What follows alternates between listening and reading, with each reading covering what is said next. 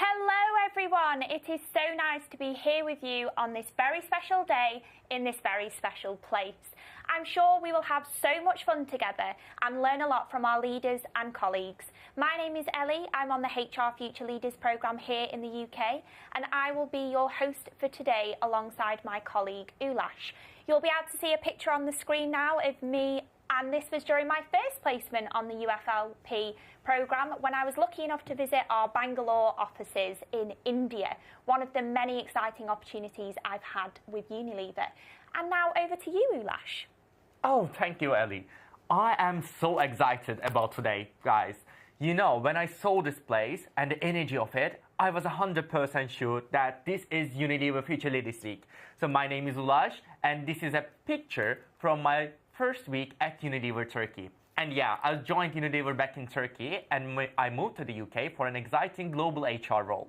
I think this is the beauty of being at Unilever, to be honest. A company that offers several career opportunities to the talents to create a better business and a better world. And tell us, how is your experience on this exciting adventure in the UK so far? Well, couldn't be better though. It's Unilever, right? Like 4 years, 5 different roles and 2 different countries with endless of opportunities coming up. Fantastic. So let's get started and officially say welcome to the UFLL Show. It's going to be a very exciting day. So let's take a look at the agenda for today. Soon we will have Alan Jope, Unilever's CEO, for a session about navigating your career. This session will also be streamed on our LinkedIn to our wider community. I'm really looking forward to hearing his thoughts and tips. Besides hosting this keynote, Alan will also be sharing the top 5 team finalists that are going to move to the global finals of UFLL and present their ideas for the TRESemmé business case. While the top 5 teams are presenting, best of luck to them by the way, we will be chatting to some of Unilever's leaders that are passionate about creating a better business, a better world and a better you. Our Data for Good team will share how they are creating a better world using data. After that, you will find out what it's like to work in TRESemmé for the day and how they are creating a better business. And then we are very happy to have a wonderful Metaverse specialist who happens to also be a professional gamer. They will be sharing more about working with your purpose and passion. Finally, we will reveal the 2022 Unilever Future Leaders League champions and meet some of our final judges. So it's a very exciting agenda ahead. So, Ulash, which team will you be supporting? Well, I still haven't decided. So all of our 23 teams are so good.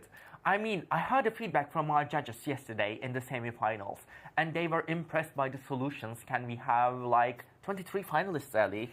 You know what, I consider them all winners, to be honest. After all, these 69 talents were chosen from over 50,000 applicants. So really, they are all winners. Definitely.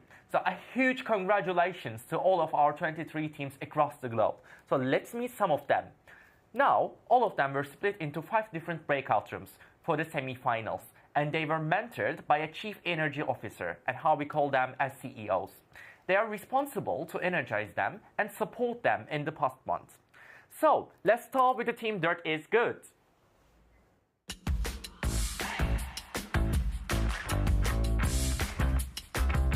Our purpose as Team Triumph is to bring innovative and creative ideas to empower the African continent. Fun fact about our country, we have 11 official languages.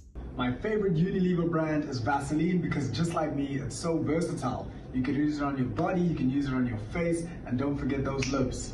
And we are Team Triumph from South Africa. Hello, I'm Quirin. Hi, my name is Jesus. I'm part of the team Benelux. Hello, I am Zhao, and we are Team Benelux. My favorite Unilever brand is of course Galway Pindakaas.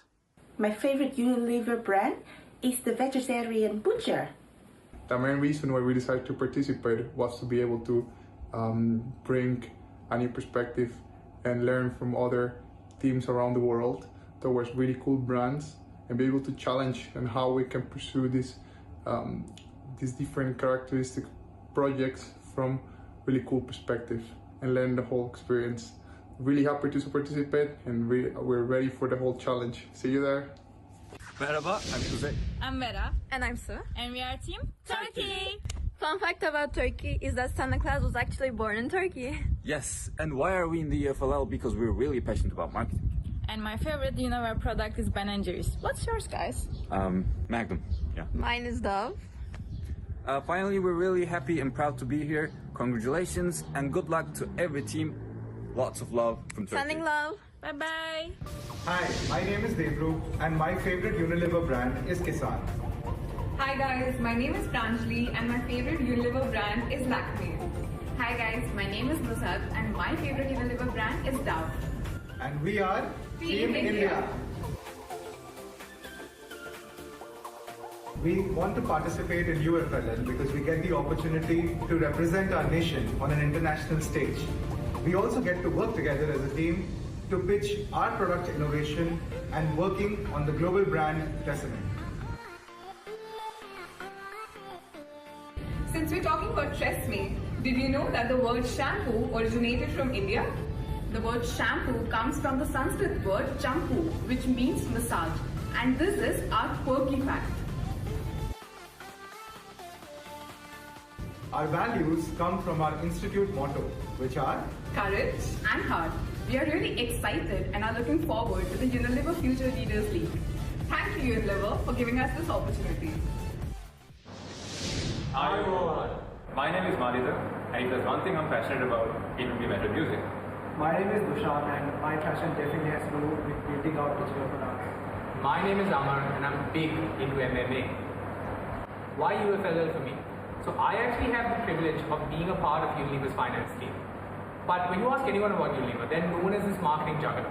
Being a part of FLL has really given me strong insight into the rationale behind some of their key marketing decisions.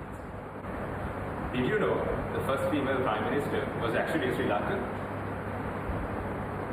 A Unilever brand that I'm definitely passionate about has to be Lifebuoy. My granddad was a PHI and I was a very naughty kid.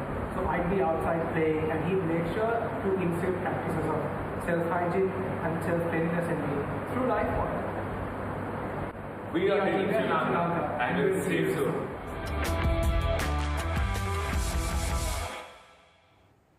Fantastic! It is wonderful to have you on board teams South Africa, Benelux, Turkey, India and Sri Lanka. And the Chief Energy Officer for the team Dirt is Good is Nikki. And the good part is about Nikki is she's also connected and watching the show from the Netherlands now. So Nikki, how was the experience with Dirt is Good team? Hi Lash, thanks so much for introducing. So far, it has been such an amazing and inspiring adventure. During our virtual Team Connects, we had the opportunity to laugh and create memories together. All teams have come up with such amazing new ideas, and they can be proud of their achievements. Good luck to all the teams, and especially Team Benelux. Such an incredible experience, Nikki, and thank you for connecting to us. And now, what is the next team, Ellie? The next breakout room is Magnum, which is one of my favourite brands, by the way. So let's meet Team Magnum.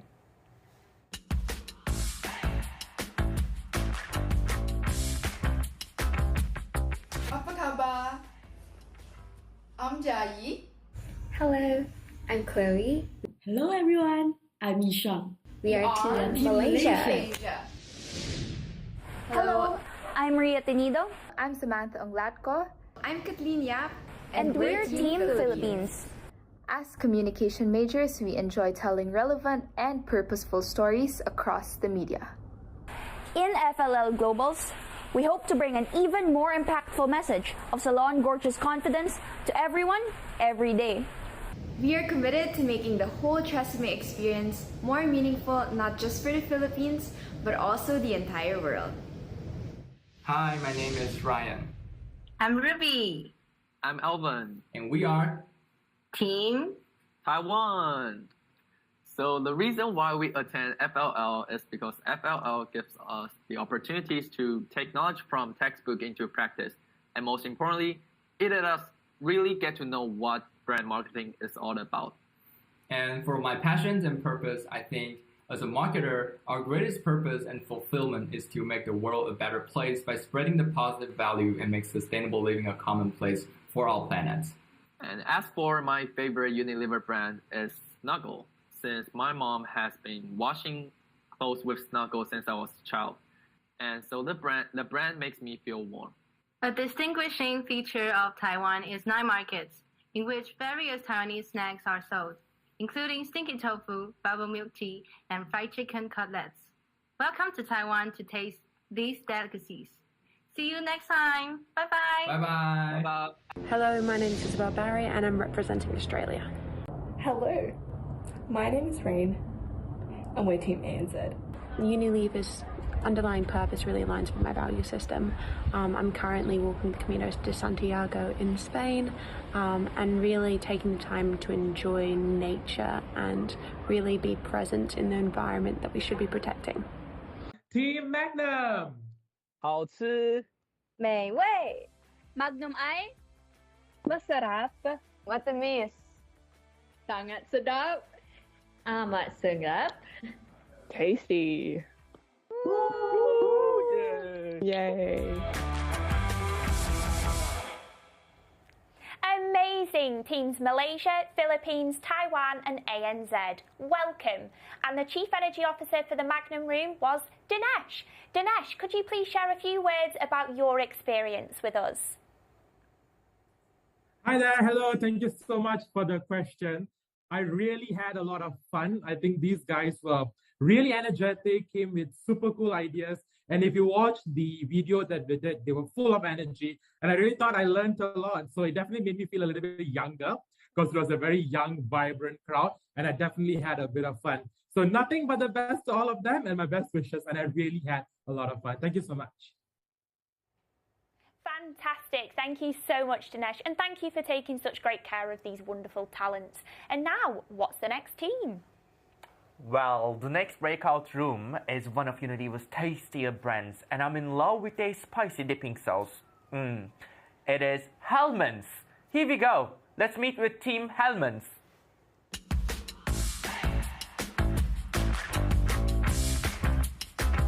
Hello, my name is Dr. Mohsham. Hello, Assalamualaikum. I'm Afnan.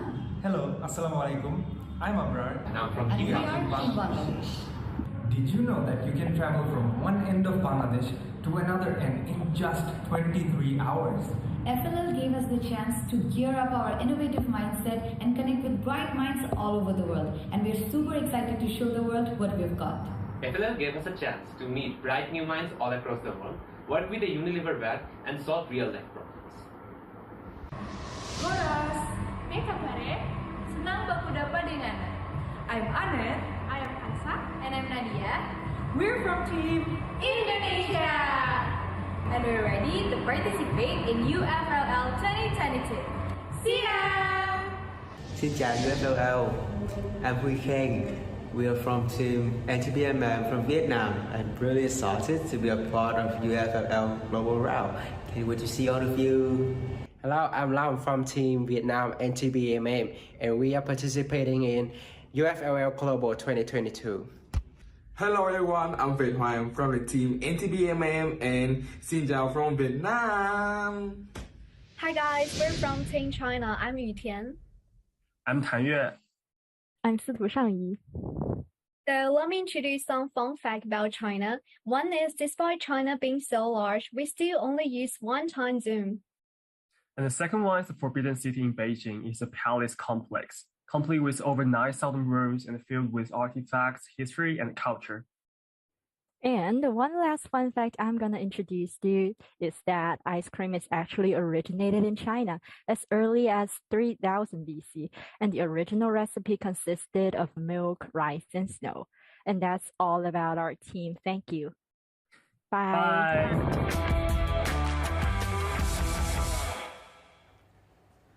Such an energizing team. Thank you, Team Hellmann's, Teams Bangladesh, Indonesia, Vietnam, and China. It was fabulous. And the Chief Energy Officer for this breakout room is Mercy from Kenya. Mercy, could you please share a few words with us? Thank you, Ulas. It's been a pleasure serving the UFLL participants in the capacity of CEO. It's also been very inspiring just seeing them put in their best effort and the best foot forward. In a nutshell, the experience has been wonderful, and I want to wish all the teams good luck. Thank you. Thank you so much, Mercy. So it's been such an amazing experience indeed. And now, what is the fourth team, Ellie? The next breakout room is Team Clear. Let's see the teams that are part of the Clear breakout room.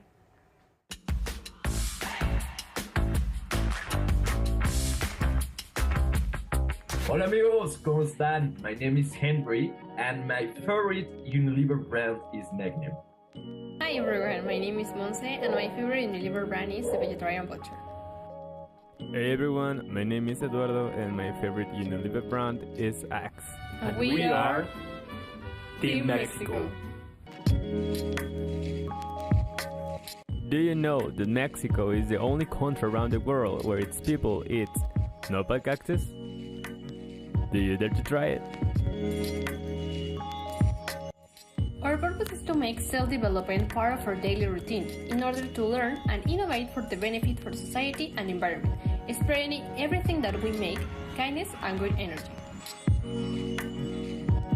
Thanks to UFL, we have demonstrated, acquired, and enhanced our soft and hard skills, thus creating a record of experience that allow us to solve the real problems that Unilever faces every day. All this in an entire ecosystem. Be a leader, be part of the experience. Join us.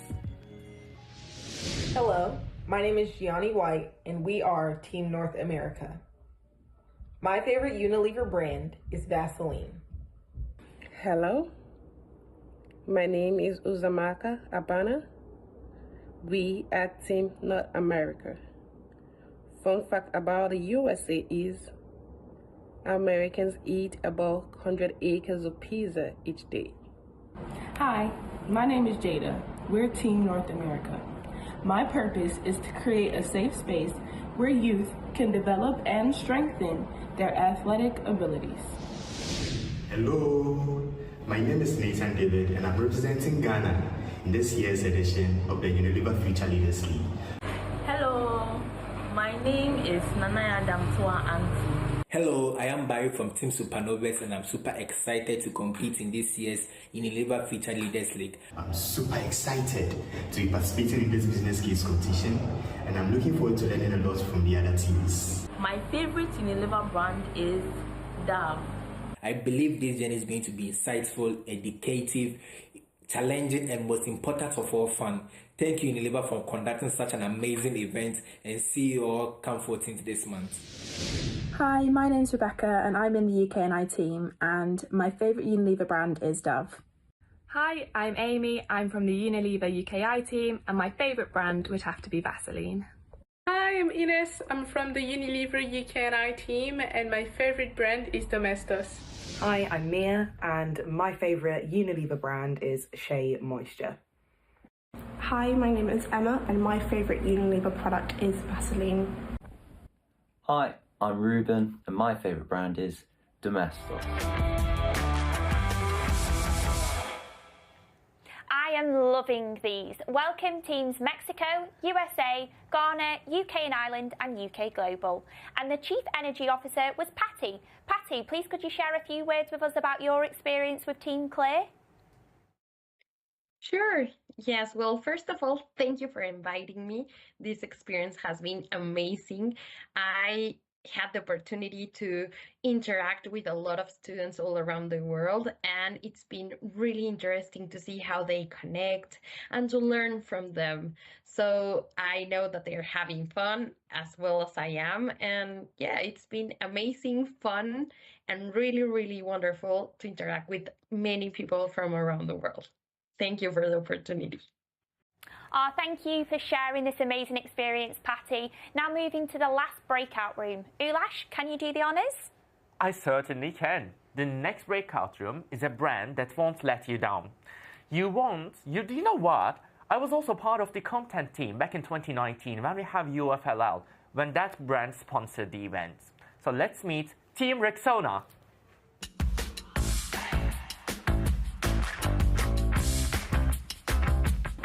Hi, my name is Chantal.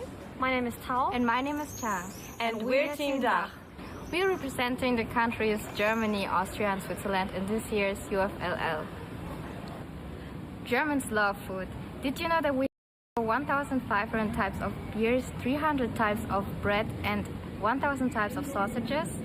Also in Bavaria, beer is even considered as a food instead of a drink. Our team purpose is to push gender equality. We chose to participate in this year's Unilever's competition because we wanted to work on a business case where we can combine our analytical skills with creativity.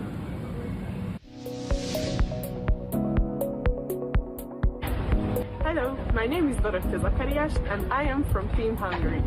My favorite Unilever brand is Magnum. A fun fact about Hungary is that we have Lake Balaton, where sailing is exquisite. My name is Matej Vivarosi and I'm from the Team Hungary. My favorite Unilever brand is Axe, and the fun fact from Hungary is that the Rubik Cube was invented by a Hungarian guy. Hi, my name is Eszter Horváth. I'm also from Team Hungary and my favorite Unilever brand is Dove. What's interesting about Hungary is that we have the oldest metro line in Europe. Ciao a tutti, my name is Cristina and I am part of Team Italy. Taking part in this journey has been a wonderful experience. Hi, I am Margherita from Team Italy and my favorite Unilever brand is Sunsilk. Ciao, I'm Silvia, I'm from Team Italy. Taking part to the Unilever Futures Leaders League has been amazing and challenging, and I would suggest to anyone to try it. Hi everyone, my name is Celestine Kisheru. Jumbo, my name is Dennis Kinywa. And I am Emily Samba. And we are Team Kenya. So fun fact about our country, we are the only country with a city that has a national park within, the Nairobi National Park. We are glad to be participating in the Unilever Future Leaders League. Bravo, my name is Maria and I'm from Team Serbia. My name is Lazar and I'm from Team Serbia. Bravo, my name is Anya and I'm from Team Serbia. My favorite Unilever brand is Rexona because I'm an athlete and I use it all the time after my matches. My favorite Unilever brand is Persil because my grandma uses it all the time. I love ice cream, so my favorite Unilever brand is Ben & Jerry's. Few fun facts from Serbia. So the first one, Novak Djokovic, the best tennis player in the history of sport, is actually Serbian. You all heard about vampires, right? Well, that word has Serbian origin. Me and my team decided to be a part of this Future Leaders program because we wanted to, first of all, learn something new, change the world alongside Unilever, and have a great experience. Values that we appreciate are honesty, care for others, and knowledge. So we think that UFLL is the right place for us. So see you in the finals! Amazing teams DACH, Hungary, Italy, Kenya and Serbia. Welcome. And the Chief Energy Officer for the Rexona room was Sanka. Sanka, could you please share a few words about your experience with us? Thank you for your question. And well, it was indeed a great experience being the CEO and working with this energetic bunch. So we had several virtual connects with all the teams where we learned about each other's cultures and overall had a laugh and enjoyed. I could just see how engaging they were, how passionate they were for what they believe in. After yesterday's presentations, I'm impressed about how talented they are with all these great ideas. Wishing them nothing but the best. Go team! This is absolutely fantastic, Sanka. Thank you for being with us here today. So, we know that was an intense but energizing journey for all these talents. This past month, all of them were working on incredible solutions for a real business challenge from our brand sponsor, TRESemmé. We are happy to have teams' fresh ideas. And after all, this is a key way to boost innovation and create a better business and a better world. While they had the opportunity to meet some of our senior leaders to have their support with. Speaking of which, they have an important message to share with the teams. So let's see the message from our senior leaders.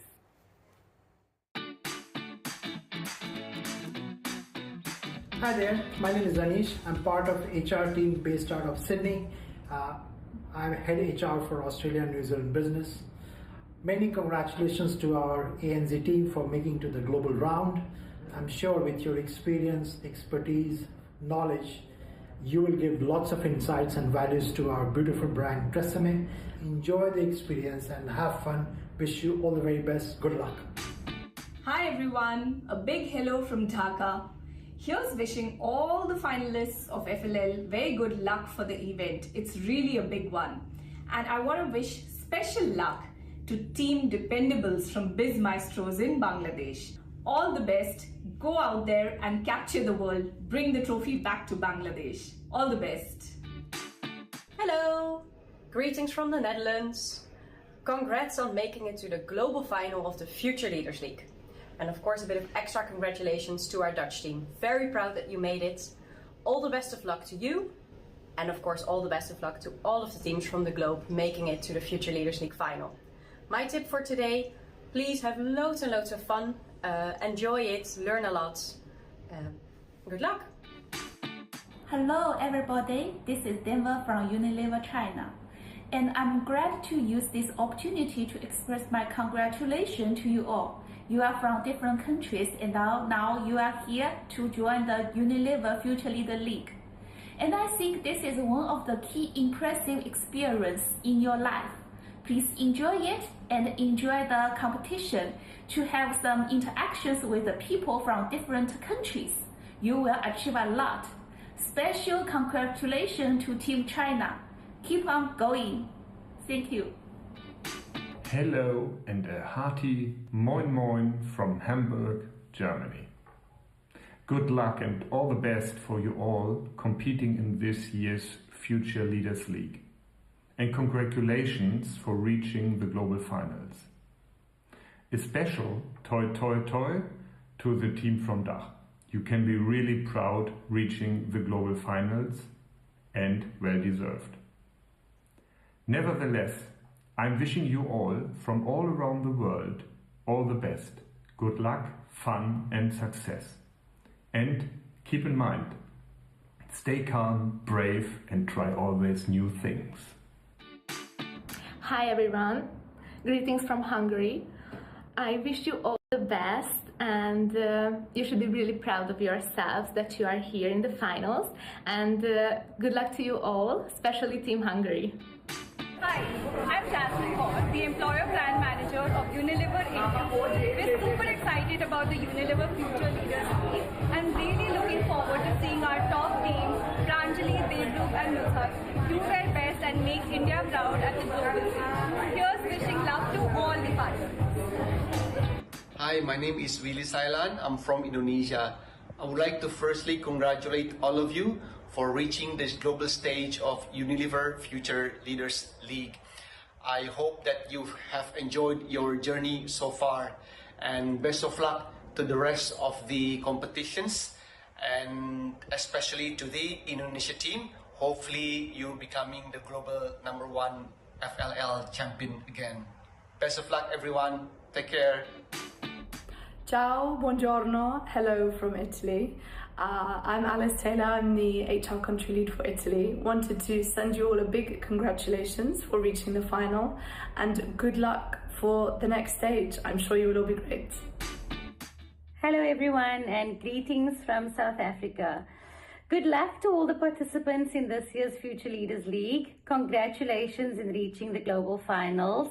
I'm so proud of the South Africa, Kenya and Ghana teams and know you will just be amazing. Best wishes to all other teams from around the world. Remember, show up as your best self and enjoy this journey. Thank you.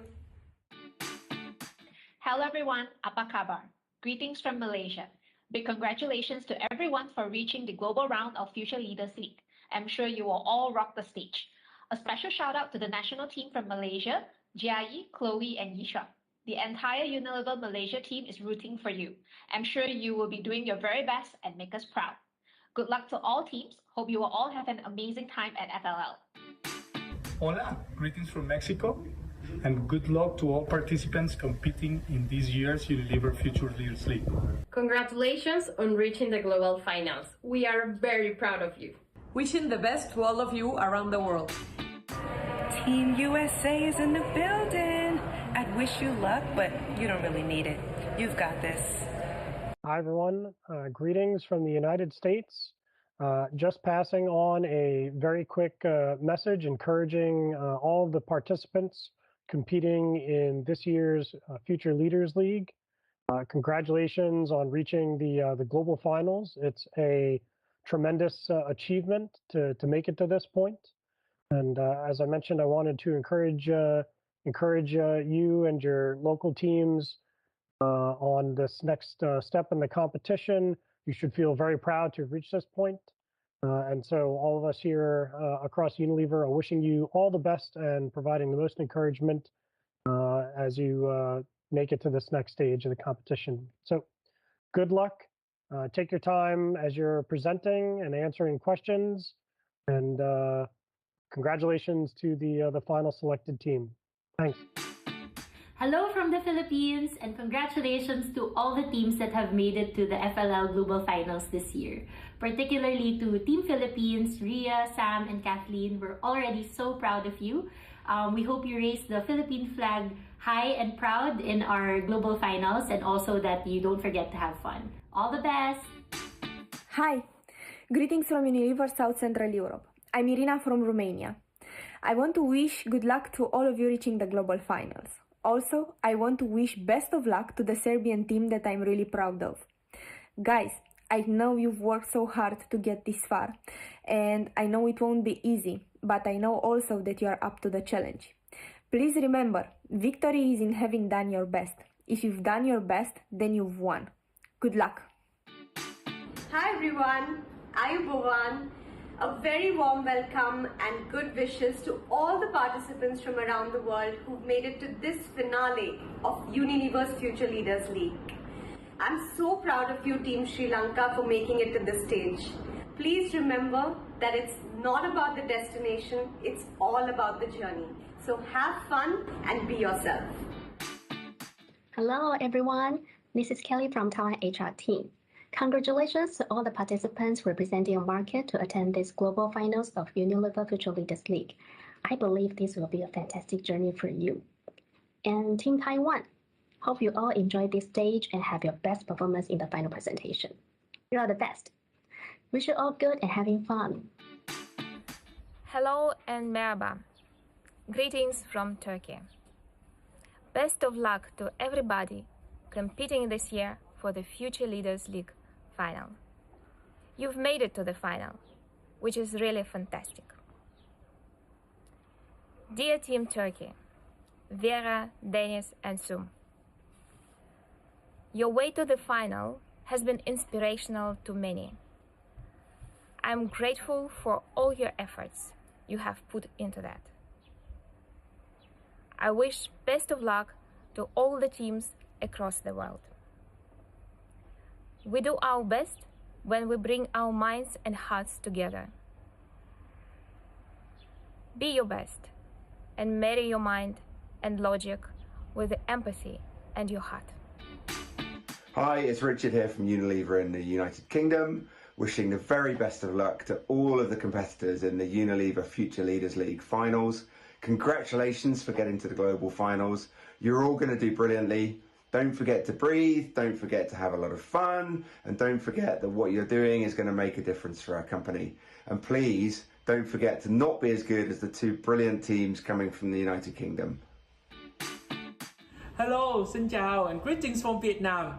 Congratulations for your brilliant performance to reach the global stage of Unilever Future Leaders League 2022. I'm super proud of you and do hope that you will get a fulfilling experience in this year's competition. Especially for the Vietnam National Champion Team, NTPMM, to all of the teams around the world participating into this year. Good luck, have fun, and be the best version of yourself.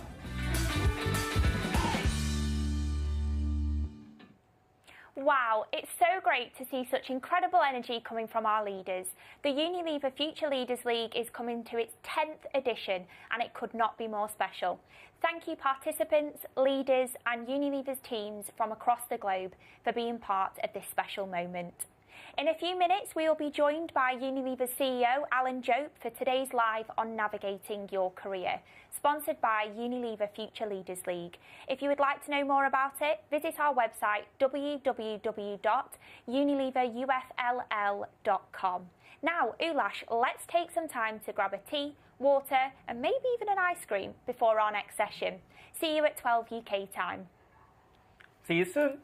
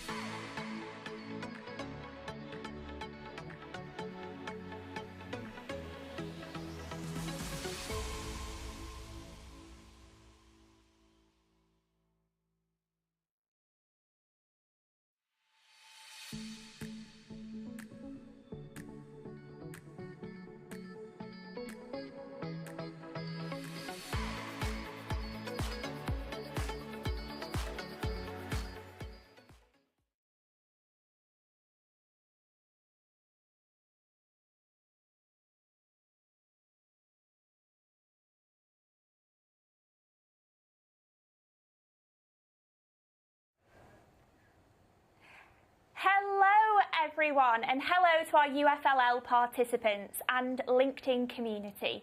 We are so happy to be joined by so many of you for today's leadership session with Unilever's very own CEO, Alan Jope. Today's session is sponsored by Unilever Future Leaders League, our annual business case competition for young talent around the world. Alongside incredible keynote leader sessions just like this one, our 69 finalists are competing for the chance to be crowned as our 2022 FLL champions. Whilst there can only be one winner, they've done unbelievably well to get this far and are officially the top 69 students out of more than 50,000 applications that we have received this year. My name is Ellie Stokes and I'll be your MC for today's session alongside my wonderful co-host, Ulash. Thank you, Ellie. Hello, everyone. I am Ulash, and I will join Ellie to co-host this special keynote with the CEO of Unilever, Alan Jope. As Ellie mentioned, this session is part of our Global Future Leaders League final. And so our finalists are tuned in and ready to fire their questions at Alan. So not only are we joined by our finalists, we also have the honor of being joined by many of you from our LinkedIn community. So a huge warm welcome. You might have joined us for the keynote session yesterday with our Global Chief HR Officer, Expertise and Innovation, Placide Hover, sharing his thoughts on key skills to thrive in the new world of work. But if you weren't able to make it, definitely head over to the Unilever LinkedIn page once this session is over to access the recording. It is definitely worth to watch. So Ali, what can our audience expect in this session? Well, we are in for an absolute treat today. We will be joined by the CEO of Unilever, Alan Jope. Over to you. Well, thank you, Ellie, and thank you, Ulash. And hi to all Future Leaders League finalists. I hope you've been having a good time with our Unilever team. And it's great to have you join us from 23 countries around the world. And of course, a big hello too to our wider LinkedIn community. It's great to have you joining us as well. Yesterday you heard from Placide. Placide's our head of expertise and innovation in our human resources team, and he spoke about the skills needed to thrive in the new world of work, the future of work. Well, I've been looking forward to meeting with you today. I've been asked to share a few things, to share my career journey, to share some thoughts on managing your own careers, but more importantly, to get into a discussion, more of a dialogue. So please get your questions ready. Don't be afraid to ask me anything at all. Just try to make the questions interesting. Now, before I talk through my career at Unilever, I'd like to share a bit more about me as a person. In fact, this is one piece of advice that I would humbly share and advise. Try to build three-dimensional lives. Don't define who you are just by what you happen to do for a living. So in that vein, these are some of the things that matter most in my life. Well, I am proudly Scottish. I think all Scots are proud of their homeland, but I'm also proudly British. I'm not a nationalist. I'm proudly European, and I'm proudly a citizen of the world. I love the outdoors, and you can see a few pictures here of me fishing with my lads or climbing up one of Scotland's beautiful mountains. There's also a photo here of me at the Magnum pub, my local in Edinburgh. That's my happy place. And I am very passionate about sports and particularly following Scottish teams in sports. And anyone who follows sport knows that that means I'm condemned to a life of misery because Scotland never really seemed to win very much at all. If there's one thing more important than my nationality, it's my family. It is my rock. Rosie, seen here in the top left, when we were both 18, we started dating at 18. We were married at 24. We had our first kid at age 31, and I guess we've been together for 40 years now. I can't believe I'm even saying that. We've got 3 wonderful kids. Our daughter Amy's the oldest. She's working at an ad agency in Dublin. Amy got engaged just recently, so that's made her mum happy. Cameron is the middle lad. He works in fisheries stewardship in Western Canada and British Columbia. So on Monday through Friday, he works in fisheries, and on Saturday and Sunday, he goes fishing. So he's a model of marrying up your passion with your work. And then the youngest one, Angus, he's just graduated in philosophy, and he's living in our home in Connecticut in the US and deciding what his next chapter is going to be. So I'm very blessed to have a wonderful partner and 3 great kids. Now, football is also a passion of mine. My first love growing up, to be honest, was and remains rugby. I love this sport for its values and an ethos that has shaped a lot of my own principles later in life. But time catches up with you eventually, and so I switched to soccer in my early 30s. I still play, believe it or not, very, very badly. I'm a die-hard Glasgow Rangers fan, and I've adopted Chelsea here in London 37 years ago. And actually, football is becoming more about the friendship, usually playing with people who have nothing to do with Unilever. In fact, one funny story, the team that I started playing for in England when I came back here 5 years ago, I was playing for them on a Saturday afternoon, and then suddenly it was announced in the newspapers that I was taking the job as CEO of Unilever, and the lads were pulling my leg. They all thought for some reason that I worked as a baker making bread in London, and so they were a little surprised when they read about my promotion to be the senior CEO of Unilever. My real passion is adventure. I do express that through travel on motorcycles, take an annual trip with the same 4 guys for a couple of weeks each year. We've crossed the Sahara, we've been around Mongolia in the Gobi Desert, and we recently, or 6 years ago, left a destination, Sydney. We made it down to Patagonia and then shipped the bikes over to Cape Town in South Africa, and just recently completed 2 weeks going 3,200 kilometers overland from Cape Town up to north of Johannesburg. In fact, I'm still carrying a small leg infection from that particular trip. So I hope that gives you a sense of the parts of my life that are of real importance to me and which very much complement my work at Unilever. And I'd be happy to take questions on those parts of my life as well as the role at Unilever. So I left Edinburgh University in 1985. I was broke and needed a job. Was lucky enough to be offered a position as a graduate trainee in a couple of companies. Unilever was particularly attractive because of its reputation for training and people development. But if I'm honest, the big driver was location, and you'll see that as a theme. My then girlfriend, Rosie, now my wife, decided that central London was the right choice for us, and so I accepted the offer from Unilever to join as a marketing management trainee. And this is the adventure you see in the slide, from point 1 in Scotland, in Glasgow, down to point 2 in London. And I've had the privilege of working for Unilever, I can't believe I'm even saying this, for 37 years now. And you can see the various moves on the map. Amy and Cameron were born in Bangkok, and Angus was born in Chicago. And so the company has gifted me with an incredibly diverse career. 14 years in the United States, mostly in Connecticut, a couple in Chicago. 13 years living and working in Asia, 4 in Bangkok. Thailand does still hold a special place in our heart. 5 years in Shanghai, that was wonderful, and 4 years in Paradise, Singapore. Came back to London 5 years ago, and we've been living here since. Now, it was never my ambition to climb the greasy pole of the corporate ladder. But I was very fortunate to be asked in early 2018, would I like to consider being CEO and participate in the selection process? And I have to be honest, it was not an immediate yes at all. It was a process of deep reflection for several months. And ultimately, there were 3 reasons why I was enthusiastic and proud to take on the role of CEO of Unilever. 3 things that my executive team and I want our company to be famous for. The first is to prove the link between running a sustainable business model and delivering superior financial performance. If anyone's interested, we can talk a bit more about that, but we must never get into the trap of thinking that there's a trade-off between sustainable business and strong financial performance. One can lead to the other.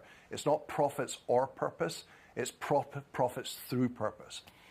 The second thing we wanted to be famous for was to build a portfolio of the world's most purposeful brands, brands which are preferred and chosen by people around the world, of course because they're great products that are superior to their competitors, but also because of the positive impact that they have on people and the planet. And the third thing that we wanted to be famous for is to build a Unilever that's recognized as a beacon for diversity and inclusion. Now, many of you are at the very beginning of your career journey, and I feel incredibly excited and a little envious about what lies ahead for you. it is not my place to advise you. You will each enjoy your own fabulous, bespoke journey. But I'm going to share some things that have worked for me. 4 very simple thoughts. And you might have guessed the first one already, which is put your family first. Anyone who is listening into this, anyone who's participating in Unilever's Future Leaders League has a fabulous career ahead of you. You will probably be able to join any one of a number of organizations. You'll probably not be like me and you'll work for a number of companies. And you can change companies, but you shouldn't change families too often. So put your family first and make that a core part of your decision making. Second point would be stay curious. Where I've worked has been as important a determinant of the jobs I've taken as what I've been working on. And that learning journey for my family and me has been very much a geographical one, but the world's changing so fast. Stay curious, learn, unlearn, relearn. People who are curious about the world around them, keep up with the world around them. If you're not curious, you won't keep up.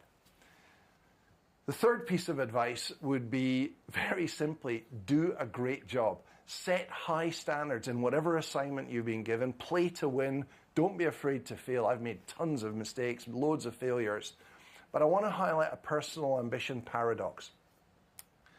In our company and in many companies, you can see the people who are driven by personal achievement, and it doesn't look good. It doesn't smell good.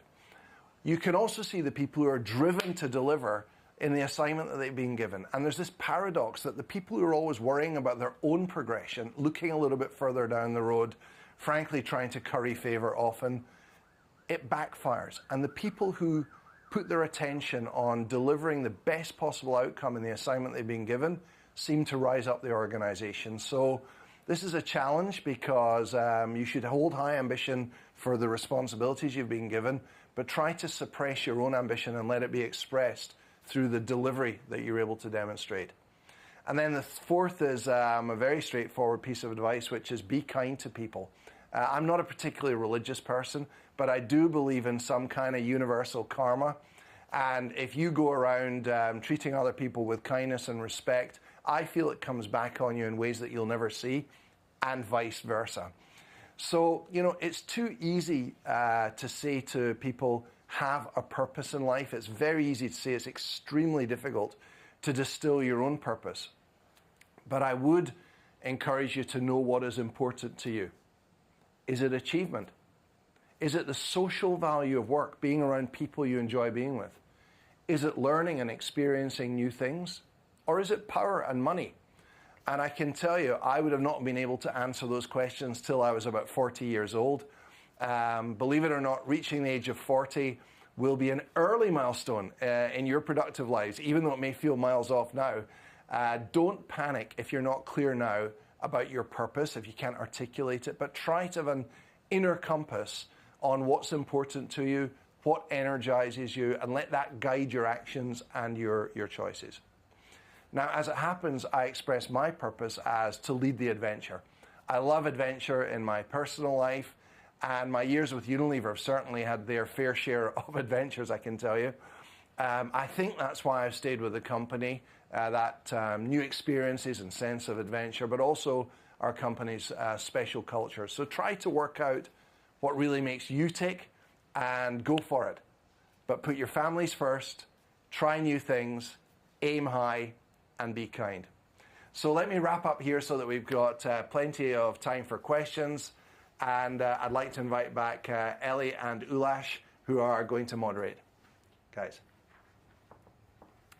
Fantastic. So yes, join us on the sofa. The questions have been flooding in, which is no surprise. So we'll just dive straight in. So our first question is from Team DAC.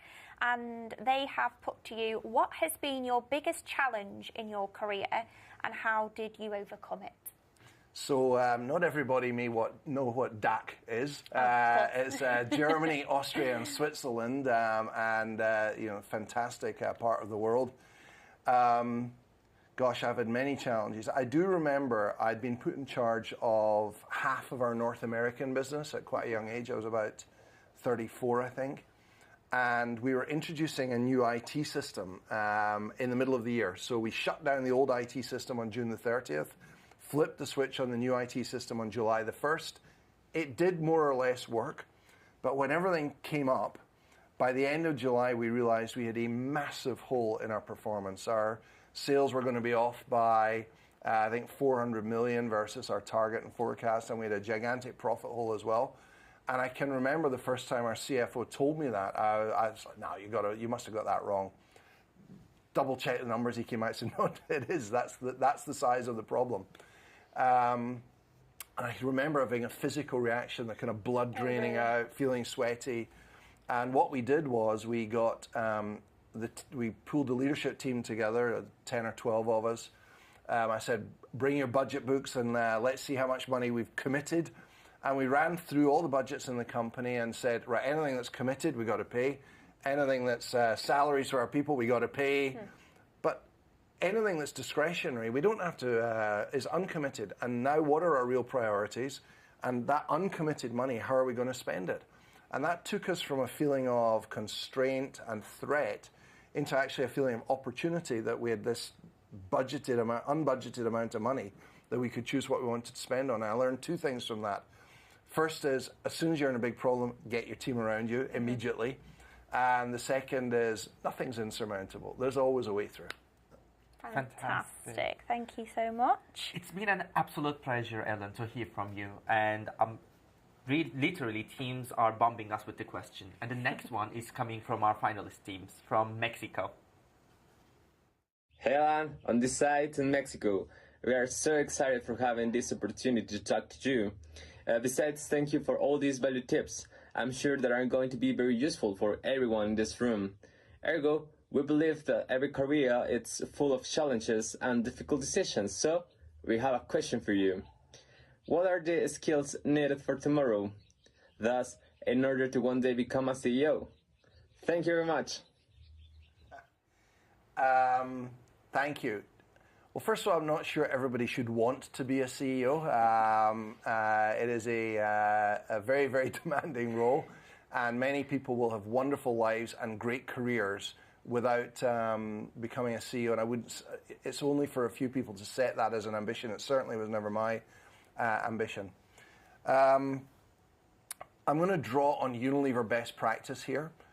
We have a model for leadership which comprises two halves, and we call it the inner game and the outer game. And the concept is that you can only really lead effectively when you're in control of your inner game, when you're able to master your emotions, when you understand your purpose and the people you're trying to serve, and when you're able to express vision and direction properly. So that's kind of mastering your inner game. And then there's things on the outer game, and it's very predictable things. It's passion for high performance, love for consumers, and business acumen, things like that.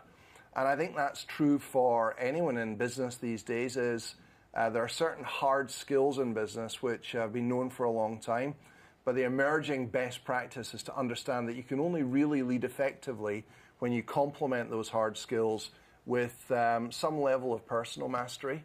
And I think I'd just add one other comment to the great question, which is the world is getting more and more complex. Everything's fragmenting, everything's getting more complicated, the clock speed is moving. And so future business leaders who succeed will be able to learn, unlearn, and relearn all the time, continuous process. And we'll be able to make the complex simple, be able to synthesize the chaotic world that we're in right now and turn it into actions and direction for organizations. So great question. Those are just a few thoughts. It's interesting, it's very similar to the answer that Placide gave yesterday on learning mindset, and also that ability to control your own emotions and prioritise well-being first. So similar theme. So next question's coming from Team UK, who say, when navigating your career, was there a time when you've turned down an opportunity, and how did you know it was the right decision to do so, and how did you go about that? The honest answer is that I've mostly said yes to things. Yes person. I've had a number of approaches from companies outside of Unilever over the years, and I've judged those opportunities actually through a lens of cultural fit. And I love Unilever's culture. I love the fact that we're human, that we're purposeful, that we've got a high performance ambition. And then in terms of internal moves, I have turned down a few things, but always for a reason of the location, not the job. Family first. I'll illustrate just with the decision to accept a job running our business in China. The previous 7 people who ran Unilever's business in China were sacked at the end of the assignment. It was a notorious departure lounge for careers. And the real motive was our kids had been living in Greenwich, Connecticut, which is a super affluent area in the United States. And my wife and I were worried that they were somehow or other living in this privileged bubble, disconnected from the real world. And we felt, boy, China's likely to be an important place. So it was really more for our family and the kids that I took this job in China, knowing there was a high probability of failure. It worked out really well in the end, mainly because I had a fantastic team of Chinese leaders who kept me away from the really difficult decisions. So you broke that streak then. Just. This is a fabulous example. So, Alan, the next question is coming from Team Malaysia. Let's watch. Hi Alan, I'm Jai from Team Malaysia. It has been a really wonderful session and thank you so much for sharing your experience with us. As a soon-to-be fresh graduate, I have a question for you. What advice would you give to someone in navigating different opinions and perspectives in a team setting? Ooh, that's a wise question from someone just embarking on their career. Well, I think the advice I would give is in a team setting is the following. Usually within a team, certainly in a business context, it's clear, or it should be clear, who the decision maker is. So when the team's tackling a problem, it's helpful to try and get to consensus, but at the end of the day, it should be clear who the decision maker is. And members of the team at that point, I think, have the obligation to express their point of view forcefully, if they have one. It's the team leader's responsibility to listen to the different points of view. And I think the other obligation on team members is to express your point of view forcefully, but not fall in love with your own view. Because always the mash-up, aggregated view of a team is better than the view of one individual. And so if you can get that synthesis happening and remain clear on who the decision maker is, the team should be able to draw the best out of the group, but also move quickly, and speed really matters. So the best thing you can do is make the right decision. The next best thing you can do is make the wrong decision, and the worst thing you can do is make no decision. The beauty of psychological safety and then cognitive diversity thrown in there. You sound like a human resources professional. So our next question, which is very relevant today, I know obviously you've shared a range of different nuggets of tips that you've given to our audience today, but if you could identify the best piece of advice you've ever received, and if so, why was it the best? Just one might be tricky. Well, no, actually there's something that springs to mind. In your career, there will be times when everything seems to be going well. So when I was working in Thailand, we were growing, we were winning market share, we were having fun, we were winning advertising awards, we were attracting great talent, everything was going great. And I told you about the time in the US, which was shortly after that actually, when the world was falling around us. And at least half of your individual performance in a moment is luck. Yeah. It's the circumstances you're in. Some circumstances are relatively easier. Some circumstances are really difficult. And I remember once getting the advice that when everything's going well, imagine that you've got a little friend on your shoulder who's whispering in your ear and saying, you're not that good. Yeah, don't believe your own hype. Don't believe your own hype. Remember, it's a lot of it is circumstances and good luck. And the reason why you have to listen to that voice very carefully is because there'll be times in your professional career, maybe in your personal life as well, where everything's falling down around you, and you need that other voice on your shoulder saying, you're not that bad. Yeah. It's the same you. It's the same you. And I think that ability to moderate your reaction to when things are going very well and when things are going poorly, and remember, it's the same you, that advice has served me very well over the years. Yeah, I think that's a great one. Thank you. Exactly. This is like balancing your personal mastery and passion for more growth. That's a good point, yeah. So the next question is also coming from Team Kenya, from the other side of the line. Hi Alan, Jambo, and greetings from Team Kenya. We've had an amazing time and really appreciate the wonderful insights that you had to offer. For our question, what are some of the permanent skills that one has to have so as to become indispensable in the next 5 or 10 years? Thank you. Well, Jambo, right back at you. Thanks for the question. What skills are going to be essential, I think, is going to be, you can answer that by thinking about what are the pretty unarguable macro trends in the world. And let me give you sort of 3 or 4. So it's our view, my view, that power in the world is inexorably moving east and south. So if you want to be a global leader, you better understand Asia and you better understand the global south. And this links to my point about just remaining curious about the world. I think travel really opens the mind. Not everybody wants to uproot their family and move around the world, but just be open and learn about what's happening in the world. Second thing is technology is going to change all of our lives. Yes, information technology, but increasingly biotechnology. And I believe we're just in the foothills of what that's going to mean. And so I don't think it's avoidable. We sometimes talk about it as digital skills, but I think that's quite narrowly defined. I think just being curious about biotech and infotech and building those skills, very important. A third one would be that the planet and societies are bruised right now. We are facing at least 3 massive emergencies. We've got a climate emergency, we've got a loss and destruction of nature and biodiversity as an emergency, and we've got an inequality emergency. Almost every country in the world, the Gini coefficient, the gap between the richest and the poorest is widening, and this is not good for societies. And so I think an essential leadership skill of the future will be to understand sustainable business and how business can be a powerful force for good in tackling these big emergencies for the planet. And so I guess if you're a global citizen, if you're interested in technology and you really understand and care about how business can play an important role in these big issues, those wouldn't be bad skills to pick up. We'll get started on those, shall we, Elash? Of course. So next question is all about how we perceive the success of our career.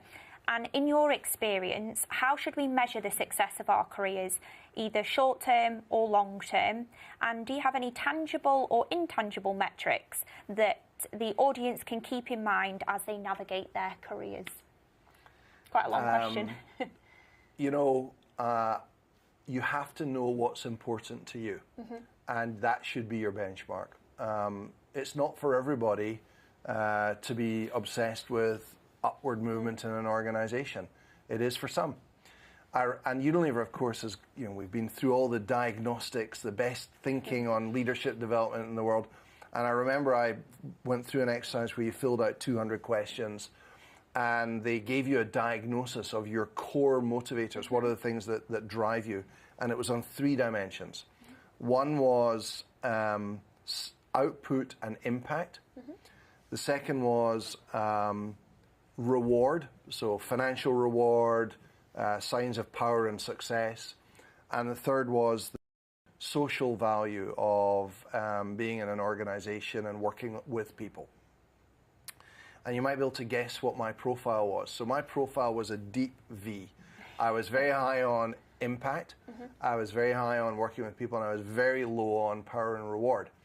And the feedback that I got at the time was, you're probably peaking in your career. This was about 15 years ago. You're not going to go any further because your mood will go too up and down with the results of the business. Right, okay. You'll find it hard to act like a grown-up. Oh. And you'll have trouble firing people and taking a hard line with people. All true. But it helps me to understand how do I judge success? I judge success on performance in the assignment that I'm in at the moment, and am I enjoying the people that I'm working with? Frankly, I'm very fortunate in terms of the way CEOs are paid now, but throughout my career, I've never really been motivated by money or a big office or fancy car or anything like that. So you need to know what your own drivers are. Yeah, so important. Really, really important. And this question was coming from Team India. And Alan's answer are quietly like a good drivers for us to how to measure for success for ourselves. So, and the next question is coming from Team Sri Lanka. Amar here from Team Sri Lanka. Thank you so much for the session thus far. It's been super insightful. So I actually have a question in regards to purpose. Everyone knows that Unilever is a purpose-centric organization. How has your personal sense of purpose helped you to realize your career ambition? And what are some actionable steps you can take whenever you feel that the work you're doing is a little bit disconnected from your purpose? Thank you. Well, let me just start by saying God bless Sri Lanka. Your country is going through an awful period in its history. I wish you all the best for peace and recovery after all that Sri Lanka has been through over the years. I was in your country just a couple of years ago, just before COVID actually, and it is such an exciting part of the world, such a melting pot of religions and races, and I hope we see Sri Lanka taking its place in the world again soon. Now, as for your question, in a way I've kind of written or spoken a little bit about it. I define my purpose as leading the adventure. Unilever has been unbelievably helpful and generous, and it's been a privilege living that adventure in exciting parts of the world, in Asia, North America. Growing up in Scotland, I couldn't have imagined even working in London as an adventure, far less all the way west and east. And maybe one, I guess it's a tip, is one of the reasons why I wrestled with whether or not to participate in the selection process for being CEO is there were some non-negotiables for me. I was not prepared to give up playing footy with my mates on a Saturday afternoon. I was not prepared to give up going to the pub with pals, and I was definitely not prepared to give up on our round-the-world motorcycle trip. And you'll all have heard this, but seen this metaphor about putting the rocks in the jar before the pebbles, before the sand, before the liquid. And my rocks include those things that are part of living an adventurous life. And I can assure you those are no compromise. I could let you into some of the discussions I've had with the Unilever board, who don't love the idea that I disappear into these kind of dangerous spaces every now and again. But you need to know your own non-negotiables, and your purpose can be a guide on what your non-negotiables are. So nice to hear. So the next question is quite simple, but it might not be a simple answer. What was the most formative experience you've had at Unilever? The most formative experience, I would say it's not one moment. It is the progression of going from leading one person, yourself, to having a couple of people that you're responsible for, to having 10 or 15 people that you're responsible for. And there's a lot of brain science that shows for human beings up to a group of about 100, 150, you can lead through personal engagement. You can know the names and some biographical information of about 100, 150 people. But when it goes much beyond that, it is physiologically impossible. And that was a very formative moment for me, going from leading a group of 100 to a group of thousands, because I'm quite I like engaging with people. I love people. I love young people. That's why I'm so enthusiastic about doing this type of session. But when you're leading thousands, you need to become a bit more boring. You need to be repetitive, simple messages repeated over and over again that are consistent and clear. And that was a very formative moment for me, realizing that your personality at a certain point in time you have to suppress and switch to a more disciplined style of leadership. I found that quite hard, I must say. Well, you're definitely clear, you're definitely consistent. I wouldn't say you're boring, so that's a nice bit of feedback for you. And our next question is, Alan, coming from Team Turkey, my hope. So the question of that individual is, how your non-business activities, just like you mentioned, the soccer, motorcycling, contributes to your business life? Yeah, I think I've spoken enough. To be honest, I think I've spoken enough about me. I'm quite uncomfortable with where we are right now. You know, I think it is this point right at the top of my remarks. I encourage people to have three-dimensional lives, and there are some people, often people in deep expertise vocations. If you're, on the cutting edge of scientific research, it may be so all-consuming that it is your life. But for most of us in the business world, it shouldn't be the only thing you do. And I just come back to this point about try to live rounded lives. Now, don't get me wrong, I work 60 or 70 hours a week. It squeezes out things I would love to do. I'd love to listen to music more. I'd love to go to more shows and more museums. I'd love to get out with my pals more. And so that all does get squeezed. But you have to have some no-go spaces that are what makes you beyond your job. Definitely. So you talked a little bit about setbacks that you've experienced. Do you have any tips for our audience on how they can deal with setbacks in their lives, whether that be personal, professional? Yeah, you know, I'm not really a counsellor or a therapist. I'm a soap salesperson. And so I want to be very careful on how to advise people on dealing with setbacks. What springs to mind is someone once wisely told me that most people can think of their lives in three segments of a pie. Okay. You've got work, and financial security is often tied up with your work. Yeah. Second is your health, and the third is your relationships. And most of us, I think, can deal with a problem in one of those segments through the support that you get from the other segments. But I think if you start to have problems in more than one of those segments, or God forbid all three segments, then you've really got problems. So I would encourage that you pay attention to your health, pay attention to your relationships, because when you've got problems at work, and we all get problems at work, those are the foundations that you fall back on. And if you have a health problem, it's probably better to have a health problem with a work life and a family life and relationships that are in good shape. So it's again coming back to this idea of balanced lives. That's a really good analogy. Exactly. And it's all about being more human at the end of the day. So thank you, Alan, for the answer. So you already mentioned that you worked across 3 continents and different countries. And after COVID, we are seeing that the borderless workforce is being a concept that is spreading the world. So what have you enjoyed about experiencing the different culture through your business life? Everything. It's not my business life, it's my life. When I'm on my deathbed, I doubt that what will be going through my mind is the performance of the business in a year or two, but I'll certainly remember amazing times in China, in Thailand, in Singapore, in the United States, of course, in other parts of the world as well. And I often get this question of, where have you enjoyed living the most? And it's not that I refuse to answer it, I can't answer it. When we moved to the US, it felt somehow like we'd gone from the minor leagues to the major leagues, and the kind of political, cultural and economic center of the world at the time was the United States, and everything was just bigger and exciting and more impressive.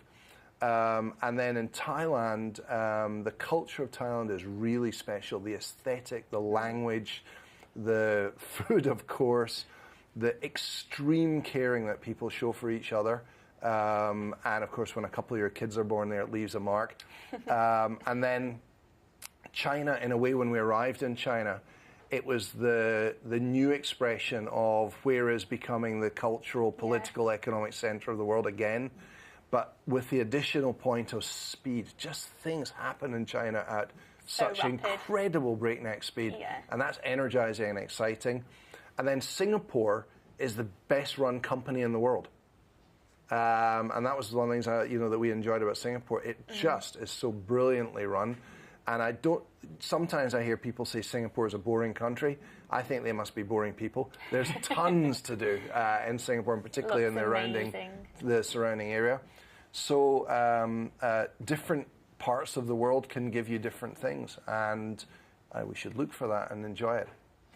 So talking on diversity, to you, what is the importance of having a diverse and inclusive team? What does that mean to you? Yeah. We've codified what we mean by diversity, and we've called out 4 groups of people who are typically underrepresented in business. That is women, particularly in senior leadership positions. We're very proud of the fact that amongst Unilever's 15,000 managers, we've gone from 38% women to now 52% women in the last 8 years. But we're equally as concerned to create an environment where the LGBTQI+ community can thrive, where different races and ethnicities can thrive, and people with disability can thrive. And maybe I'll use that people with disability example. All of these people and groups that we want to welcome in Unilever, it's not charity. It's not philanthropy. It's not due to some moral or altruistic reason. It's because it makes us a better business. And the literature is chock full of evidence, hard evidence, that companies with more women on the board, more women in leadership positions, outperform businesses dominated by one gender, typically men. And the same is true on people with disability. We have a team of telesales people in Turkey who are visually impaired or blind, and who are able to deliver superior performance to their fully sighted counterparts. Why? Well, if you're in telesales, you need to be a very good listener and highly empathetic. And guess what? Blind people are extremely good listeners and highly empathetic. And the same as people on the neurodiversity spectrum make outstanding programmers. And so now what we're trying to figure out is how do we make sure that people with disability can be part of the fabric of Unilever, contribute to their full potential, but that we don't then stereotype, oh, if you're blind, you go and sit telesales, or if you're in the neurodiverse spectrum, you go into coding. So that's the long answer. The short answer is diverse companies outperform, period. And everyone has a superpower in those different groups, regardless of them being non-dominant for whatever that reason. Everyone has a superpower that they can bring to the business. Organizations. Correct. So thank you, Alan. It was really inspiring. And we are getting so many questions about the career opportunities at Unilever. And we are proud to hear that you guys would like to work at Unilever. So for the opportunities, you can head to our LinkedIn page, linkedin.com, and the company Unilever, and our careers page to see lots of the opportunities that is coming up. Fantastic. Thanks, Ulash. So next question, how do you continue to be a learn-it-all even as a CEO? That learning mindset piece, how do you navigate that personally? I do think all of us go to school and university at far too young an age. You almost want to carry on forever. I wasted my years at university. I wasn't mature enough to take advantage of the astonishing resources that Edinburgh University, a great institution that I know, Ellie, you went to, has to offer. And, I'll give you an example. I was at CES, the Technology and Electronics Show in Las Vegas, about 3 years ago, maybe 4 years ago. And, well, I suppose that's an example of learning mindset. It's not in my schedule to go to CES, but I care about technology. So actually the whole Unilever exec, we all went to Las Vegas for CES. And one evening, the person who was showing us around the exhibition said, look, there's this new app. It's called TikTok. Download it, put it on your phone, and spend 15 minutes tonight. It's totally intuitive, flick through it. Yeah. And when you're waking up tomorrow morning, log back, get back on the app, and spend another 15 minutes on the app. And he said, I guarantee that by tomorrow evening, you will be hopeless addicts. And he is quite right, to the point that I've taken TikTok off my phone because my life was just, I was losing hours and hours a week. But I think it's an example. I think anyone who loves TikTok is probably showing an example of just curiosity, you know, kind of see more, learn more. But it's true about more serious matters than short form video. If you're curious about the world, you'll keep learning. And there's so many mediums now that you can explore. Like listening to audiobooks, for example, whilst we commute is an absolute blessing. It's also like sounds like the best way of learning. Yes. Apparently. So yeah.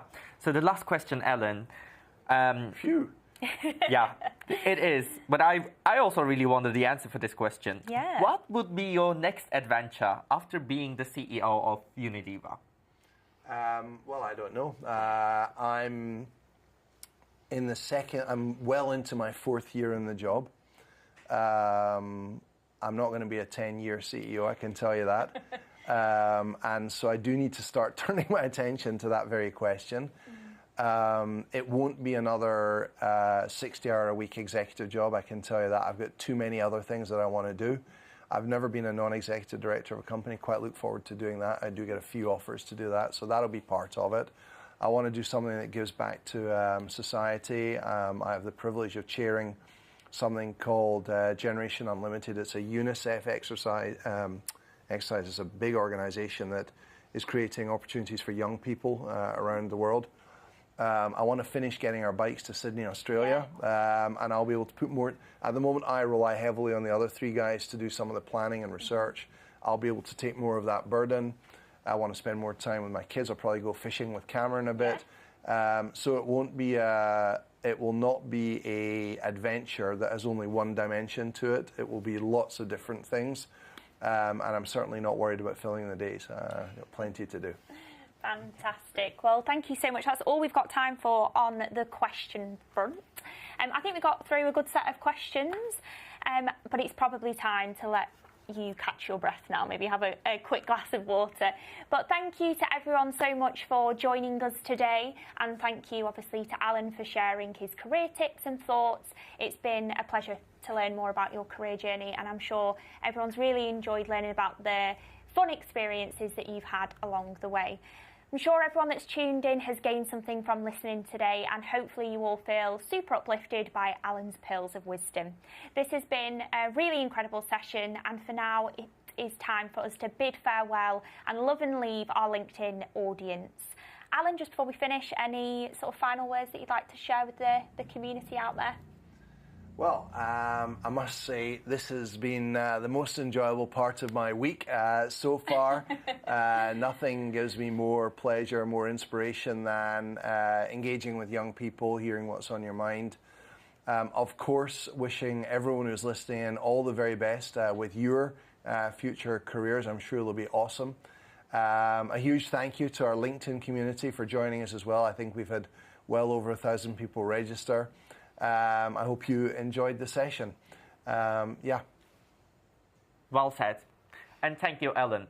To remind our audience, this session forms part of Global Unilever Future Leaders League Finals. If you would like to learn more about the competition and how the finals unfold, head over and make sure you sign up for the youth community, so we can bring you all latest updates. And if you are super engaged, we would love to see your thoughts. Go ahead and share a post tagging UFLL. To our wonderful Future Leaders League finalists, to remind to please stay connected in this session as we continue with our agenda for the UFLL Show. That means that the time has come to bid farewell to our LinkedIn community. A huge thank you from us to you. Have a wonderful day, and we look forward to connecting with you soon.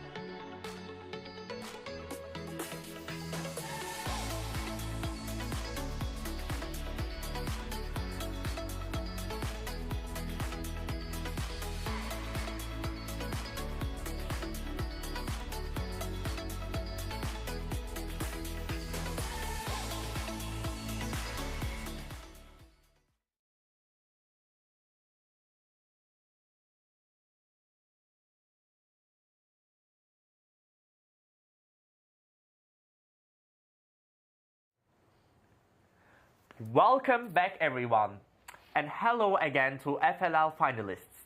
We hope you enjoyed that exclusive session with Alan. And it is about to get more even personal for us, as it is just you and us now. We have officially ended the LinkedIn live stream. Now, Alan, the session was really brilliant, and we are beyond grateful to hear your thoughts. And to took on the question our finalists said, of course, you aren't only with us today to share your thoughts. We also ask you a really, really important job. As you know, semi-finals has seen our finalists present their solutions to their TRESemmé business challenge. And now it is time for us to find out which 5 teams are going on to compete in the grand finals. We have been blown away by the level of talent this year. And I think it's time we put them out of their nerves. Waiting, anticipation. Alan, take it away, please. Okay, thanks, Ulash. Well, it does sound like our judges had to make extremely difficult decisions. And I think we should start by recognizing that everybody who's part of this has done incredibly well. I mean, being in the final 69 participants out of a staggering 50,000 applicants says it all. Everyone's a winner. But ultimately, we need to pick some semi-finalists. And so in no particular order, we are going to now reveal the top 5 teams that the judges have selected. And so the first team going through to our finals is going to be Team Philippines. So Ria, Samantha and Kathleen, well done and good luck in the next leg. The second qualifying team is Team Bangladesh. Congratulations, Afnan, Abrar and Rafsan. Go Bangladesh. And the third team that's qualified for this final section is none other than Team Kenya, Jambo Team Kenya. So Celestine, Dennis and Emily, well done. And the fourth team, one that you'll know I'll be especially pleased to see having gone through, is Team Sri Lanka. So well done, Amar, Dushan and Malitha. Go Sri Lanka. And the fifth and final qualifier is Team Mexico. So well done, Jose, Eduardo, Cecilia, and Enrique. Ellie, over to you. So there we have it, the 5 teams who will be presenting their solutions to the TRESemmé Business Challenge in the grand finals. Alan, do you have any final words of wisdom that you'd like to leave the finalists with? Maybe top presentation tips? Well, let me say, first of all, a huge congratulations to the final 5. And the only advice I would give is what you've done has brought you this far, so be confident in your material and make sure you give it your best shot. But be adventurous, aim high, and be kind to each other and to the other contestants. Fantastic. And to those 5 teams, I know that you'll be very excited, and please make sure you hang tight as we have some important updates for you. To everyone else, the judges wanted us to share how hard their decisions were. You have all been amazing and have inspired the teams at Unilever with your passion and ideas. The good news, it means you can now sit back and enjoy watching your fellow finalists present the front row seat. I know you will. But please be sure that raise the virtual roof and show them some love. Okay, Ali, we have some important details to share. Over to you, please. Absolutely. So a huge congratulations to all 5 teams. What an achievement. For those of you in the grand finals, please pay close attention. It might be worth taking a picture of the slides that come up. So make sure you're clear on your time slot, which you've been allocated at random, and considering time zones, of course. You will shortly receive an email with the link you need to join to present your final solutions. We need all 5 teams to join this link as soon as you receive it, and then just stay there during all the teams' presentations. When it's your team's time to present, we will ask you to share your screen, turn your camera on, unmute yourself, and get started. As soon as you begin, the timer will start so you can be aware of that time. Just a reminder, each team gets 10 minutes to present, followed by 5 minutes of Q&A with our judges. For the teams who aren't presenting in the finals, your FLL journey is far from over. We invite you to head back to your exclusive UFLL platform and access the Immersion Zone and the Careers Lounge before the finals in the finalist presentation room. A massive thank you to all participants. For those of you who are in the finals, the very best of luck. And UFLL Show is far from over. Today, we are still having another sessions with Unilever's leaders. At 1 p.m. UK time, we will see our Data for Good team in action to create a better world. At 1:30, it's time to find out what it's like to work in TRESemmé for the day and their ambition to create a better business. At 2 p.m, we will have a lovely chat with a Metaverse and gaming team expert to share more about working with your purpose.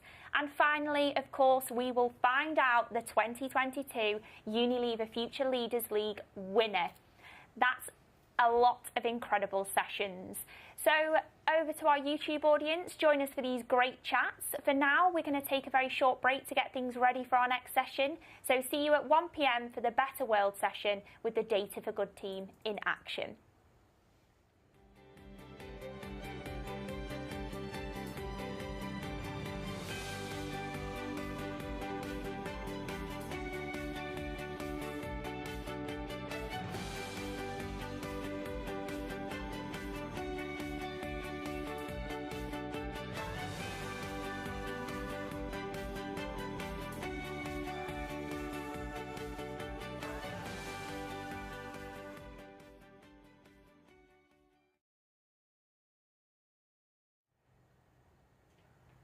Welcome back, everyone.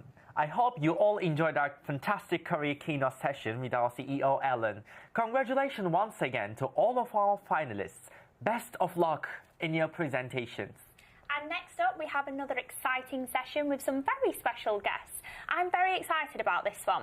For those of you joining us, this is the Unilever Future Leaders League live show. For more information about FLL, go to our website and sign up to Unilever's youth community to receive customised updates on your interests. Now, as you know, at Unilever, we have pioneers who lead the way in creating a better world. I'm happy to introduce you to Christi, Kobierecka and Deepa Patel from the Data for Good team. Welcome. Welcome. It's great to have you both here with us in the studio. Before we learn all about what the Data for Good team are doing, which we're all very excited about, just be nice to hear a little bit about yourselves, introduce yourselves, let us get to know you. Yeah, of course. So hi everyone, I'm Deepa Patel. I sit within the Consumer Market Insights People Data Centre, which is called CMI PDC. You'll hear that a lot today. Sounds fancy and exciting, Deepa. But yeah, so my day-to-day, I am a performance marketing manager, which sits within the kind of digital marketing space. So I do a lot of work with our digital commerce team, our media team, our digital marketing team, and I've been at Unilever for about 5 years now. So yeah, and I'm also Data for Good lead. So I've been Data for Good lead since the start of the journey when Christi kind of came up with the idea.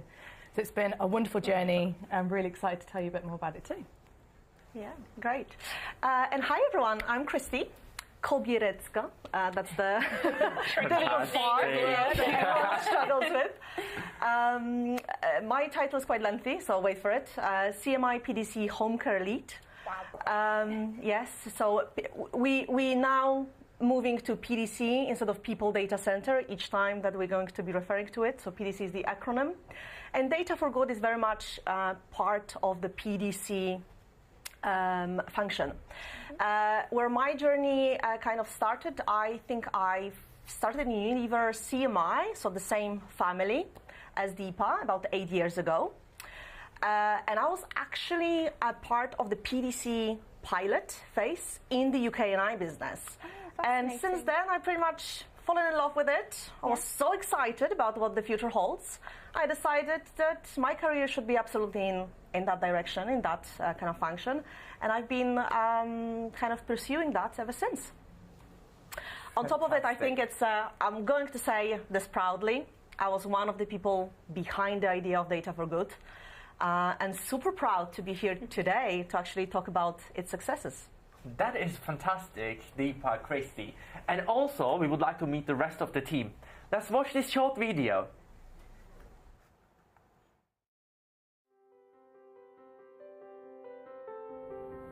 Data for Good is part of Unilever's Consumer Market Insights People Data Centre. It's where our volunteers can put their purpose and passion into projects that are really close to their hearts. As PDC, we are in a unique position to analyze consumer worries, sentiment, anxieties, and love stories. And it's amazing to do it for Unilever. What's even more powerful, it's when we bring it outside of Unilever, back to our communities, back to individuals out there, charities and beyond. There are over 1 billion people on this planet right now with some type of mental or emotional health challenge. And 2/3 of those people will not talk to another human being about it, which I personally find is a travesty. So we have launched the Talk It Out app to redress that balance. Now, we can't get it out to everyone on this planet on our own, so we've teamed up with the brilliant people from Unilever's Data for Good team to research how it works in practice with the National Health Service in the UK. I wanted to join Data for Good because I want to help more people. I want to understand more about the topic outside my comfort zone. And on top of that, use my own day-to-day skills to unearth powerful insights through a lot of data that normally I don't play with. But also allowing me to do more for the people, planet, and causes I care about. We do this by spending 10% of our working week tapping into the PDC capabilities and resources so that we can deliver insights that can then be turned into impact, working together with organizations within and outside of Unilever. As a charity, we have limited resources and budget, so being able to have this extra support really has meant so much to us. Unilever's Data for Good programme helped us to understand who our audience is, where they are and what they engage with the most, which is really going to help us with our future content and with our plans for next year's Children's Mental Health Week. Over the past few years, we've worked with NGOs, with charities, with startups around a number of different themes and topics, whether it's sustainability, mental, physical health, equity, diversity, inclusion, or upskilling. These are all really big topics that we've worked on as part of the Data for Good workstream. The Data for Good team were able to use search and social media monitoring to really understand the conversations that were happening around domestic violence. We were particularly interested in how and where the workplace could support the employee. Once you give people the opportunity to follow the purpose, they will do, and they will thrive as a consequence. Our vision is to leverage data and our passion to deliver acts of good to our communities and the planet. And Data for Good is doing just that.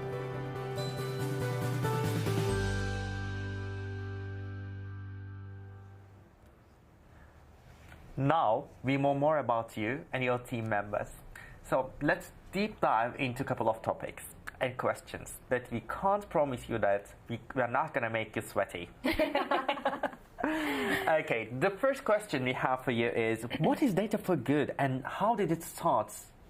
Yeah, so Data for Good, it's a voluntary work stream as part of the PDC, People Data Centre, and it allows our analysts, our storytellers, our data scientists, anyone kind of within the kind of PDC space to use the data, the tools, the expertise across the team to give back to communities and the planet. And we do this by spending about 10% of our working week kind of tapping into these resources and capabilities to deliver insights that can turn into impact and action, and working closely with organisations either within PDC or Unilever or outside, so working with NGOs, with charities, with startups, which we've been doing over the last few years. So yeah, lots of different topics that we've been working on. Yeah, I think the journey started about already 4 years ago when we kind of came up with the idea, and we had kind of like-minded individuals joining kind of forces and kind of getting the idea to be born. We've started small. We started engaging within Unilever. Of course, that was kind of the easiest pathway for us. Yeah. And afterwards, we thought, well, actually, the opportunities are so much greater. We could help communities out there, people that we actually partner with as well. And I think this whole thing wouldn't be possible if we didn't have the kind of support and passion behind our leadership team. So I don't know whether this is the time to thank you guys from the leadership team if you're watching, but that is kind of the passion and the support we get that allows us to continue and to do good. So amazing to hear about. It's such an interesting topic. So what does it really mean to be involved with the Data for Good team? Sure. So what does it mean? It kind of has twofold. So first of all, you volunteer. If you volunteer, that doesn't mean that you basically part of every single project that comes in. You have a choice of really volunteering to the project that links with your purpose, your passion, your interest, which kind of gives additional motivation for individuals. Exactly. Yeah, exactly. It's very often linked to people's purposes, individual purposes, or even future fit plans. Which is absolutely great. And on the other fold is we have that satisfaction. Definitely. On the back of completing, kind of deriving insights for smaller companies, smaller charities that perhaps don't have capabilities that we have as being part of such a big organization. I think that's the satisfaction plays a huge role. Oh, I can imagine seeing that true impact that you can make. Definitely. So actually, yesterday we had a session with our Chief HR Officer for Talent, Learning and Finance Placid. And he also mentioned that how we put purpose in the heart of everything that we do. And it's a really such a great example that's showing that we really do work with this purpose. So how does it work with Data for Good team? What does success looks like for you? And can you share a bit of examples that the projects you have worked on? So I think the Data for Good, I think Christi's kind of alluded to it a little bit, but it kind of falls into two parts. So I think, we have the work projects and the work that we do day to day where we can partner with NGOs, startups and charities and give back to them and, really understand what it is that they need, understand like what causes, what their passions, what the purpose is, and seeing the impact that drives. And then the second piece is really the people, and we hear it loads from all the volunteers in terms of, it's really nice to have that opportunity to work with a charity, to put their purpose into action and really give back. So it's kind of a two-part piece. Yeah, and I think it also breaks the week a little bit from the day-to-day kind of projects working on the branch, which is exciting, don't get me wrong, but also having that additional diverse experience, diverse experience, exactly. Week, that energy, absolutely. Well, congratulations on all the work you're doing. It's so interesting to hear about, even as two employees that don't get to hear about all this work on a day-to-day basis. So thank you so much. I'm sure we'll hear more in the future about the amazing work that's going on in space. Actually, I feel quite excited and thinking, if you guys have vacancies in Data for Good team. Voluntary work stream, absolutely. We've been working with HR before. We've been working with many categories. This doesn't kind of limit. It's, if anything, it's kind of expanding its remit. So we are up for kind of future exciting. Sounds really exciting. And although I would like to keep listening to you much more, a time is together ending, and finally, before you go, I would love to know, what are you excited about of the future of Data for Good team? Cool. So I think what's really, really nice is that each year as we've evolved, I think it's been, 3 years, 4 years, something like that. Every year we have new organisations that approach us, new teams with Unilever. I think the variety and the breadth of the projects that we do is great. So we've covered things from mental, physical health through to like sustainability. We've upskilled some refugees as part of an entrepreneurial program. So it's quite varied, the work that we do. And what's really nice is that we not only see the same organisations come approach us and say, oh, could we work with you on, X, Y, and Z, or maybe let's do a slightly different project. But we're also getting lots of new projects come through as well. So what's really nice is, that kind of depth and breadth of the kind of work that we're doing, which is nice. Definitely. Yeah, I think future is bright for us. We definitely seeing the kind of a continuum of us going from strength to strength every year. I wish I could share what else is happening. Yeah. There's something super exciting within the ED&I space that is not going to impact Unilever, but outside of Unilever as well. Watch the space. Yes. Maybe for next year we'll be able to share more. But some longer term projects coming up, and yeah, the future is bright for this team. Just one last question that I have. Yeah. So for the participants who would like to have a career around CMI, PDC, and data for good, so what would be the key skills and experiences that you would recommend them to gain? Oh, that's a good question. I think it's quite a breadth. So I'd say we cover everything from, you know, I think especially in data for good, there's project management through to data and analytics, through to like storytelling, business partnering is really important.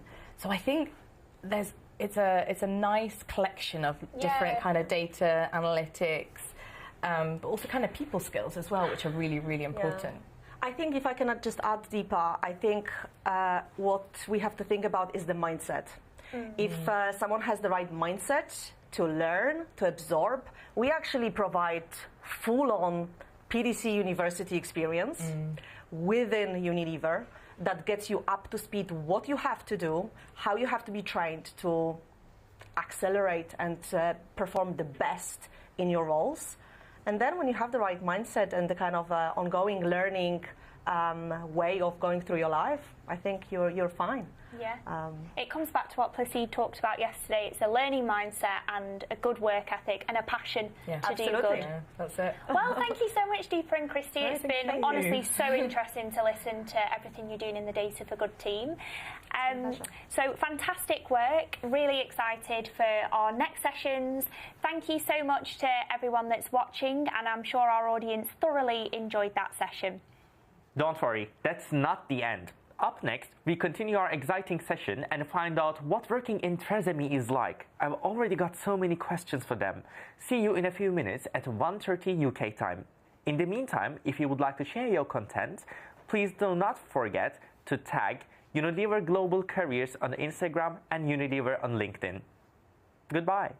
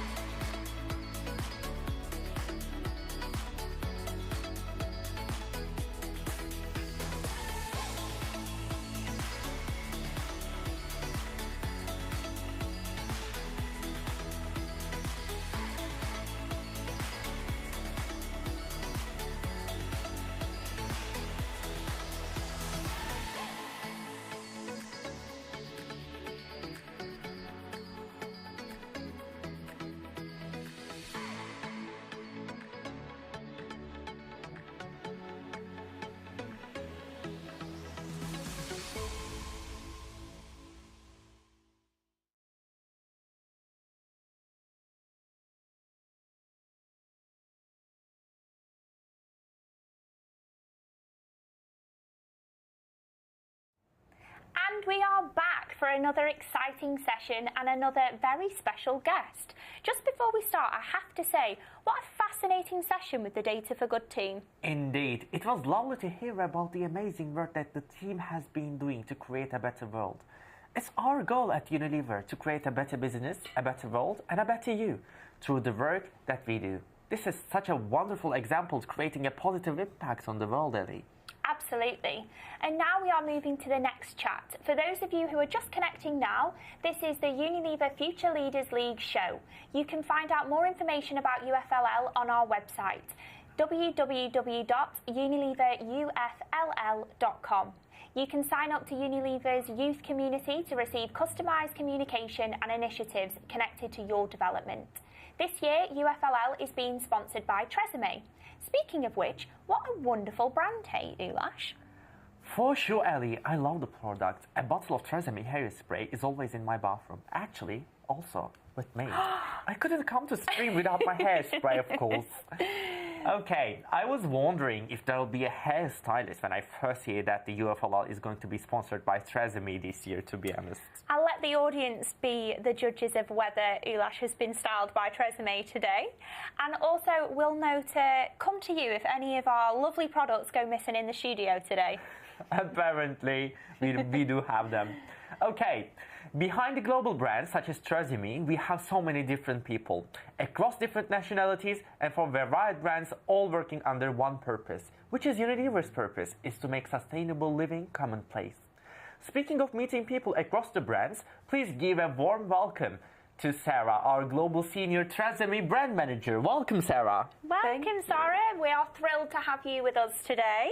Thank you so much. I'm so excited to be here. Both of your hair look amazing, so well done. I hope it's all Tres products. All branded. All branded. It is indeed a pleasure to have you here with us, Sara. So we would love to ask you some questions about your time here and TRESemmé. Would you mind sharing a bit of your career journey and something that you wish you could know before you start your career? Yeah, definitely. So I've actually been with Unilever a little over 10 years. Wow. Went by really fast. Yeah, bet that flew by. Yes, exactly. And I have to say I was lucky enough because I worked across different categories, different countries, so I really got a full experience. I started in the Rome office on global ice cream. So that was my first intro to the marketing world and really understanding how Unilever crafts mixes. Then I moved to the local Italian business, also working on ice cream. And, you know, ice cream is pretty big in Italy, so yes. I was working on Cornetto so and we just Magnum. had our lunch, so you're making us hungry again. It's a different brand, though. So, yeah, it was very interesting, very different business, obviously, because when you work in the local team, you see a lot more of, you know, the competition, the day-to-day business compared to global. So after that, I moved to Singapore. I wanted a completely different experience, and I moved to the regional ice cream business in Singapore. So I was working for the Southeast Asia region. Amazing. And that was lovely, and it was completely different. You know, you can imagine the top-selling ice cream flavors in Europe are not the same as they are in Southeast Asia. So that was really a lot of personal and obviously professional learning. And after Singapore, I decided to move back to Europe, and I moved in the Lipton global team. Fantastic. Another experience. And then recently, well, over a year and almost a year and a half ago, I moved to TRESemmé and this beautiful brand. Wonderful. So tell us more about what it's like to work in TRESemmé. Well, I have to say it's a really exciting brand. We're going through a bit of a revamp and reinventing ourselves. So it's very, very fast-paced at the moment. But yeah, what I love is it's really an international brand. Our team is spread around the world. We see different market realities. You know, the brand is also very different in different countries. So you really get to see how the brand operates in America, where it's huge, but also in Southeast Asia, South Asia. So it really is really exciting. Yeah, and that diversity of the consumer that you get to see. Exactly, exactly. If you think of kind of hair types, you know, Southeast Asia, South Asia, it's all about long, straight hair. Yeah, the styles. Exactly, and then there's curly hair in LATAM or in North America. So it's really understanding, you know, what's the consumer need, what are they looking for, and how we can cater to them. Best serve them. Amazing. Exactly. So Sara, please tell us, what is the best part of working for this fantastic brand? Well, it's hard. There's a lot, I have to say. So definitely trying to understand how to bring the brand to markets in a way that remains relevant. You know, after COVID, a lot of things changed, for good actually in some aspects. And also the reality of the market is changing with social media, Instagram, etc. So if you think of the past, you know, you would have a salon expert. He or she would be the one saying, this is how to style your hair, you have this problem, that problem, and they would advise. But now with, you know, after COVID, consumers want to experiment a lot more. They're much more free with their styles. And at the same time, we want to make sure we're addressing that. So the fun part is really understanding how we can play a bit more of that role, helping consumers find their style, and helping also working with influencers, helping them to convey new hairstyles, helping our consumers experiment, try different things, and really have fun. And I think that's really exciting for hair care. There's a lot happening. It's a category that's really moving fast. New brands popping up, so it's very dynamic. Exciting space definitely, to be. Definitely. So our next question won't be any surprise to you at all. We've been talking a lot about purpose in true Unilever style. So we'd love to hear a little bit about TRESemmé's purpose and the journey of that purpose. How has it evolved over time? Yeah, no, we're actually starting to roll out our purpose. So our purpose is about championing personal style and the power it brings. What this means is, you know and we understand at TRESemmé that style plays such an important role in women's life in particular, you know, and when you own your style, you really feel confident and you can use that style to achieve whatever you want. The reality is, in many countries and in many situations, women feel like they need to edit their style. You know, whether it's putting their hair up in a ponytail for an interview to look more professional, or, you know, dressing in a certain way so they can look more conservative, more this way or more that way.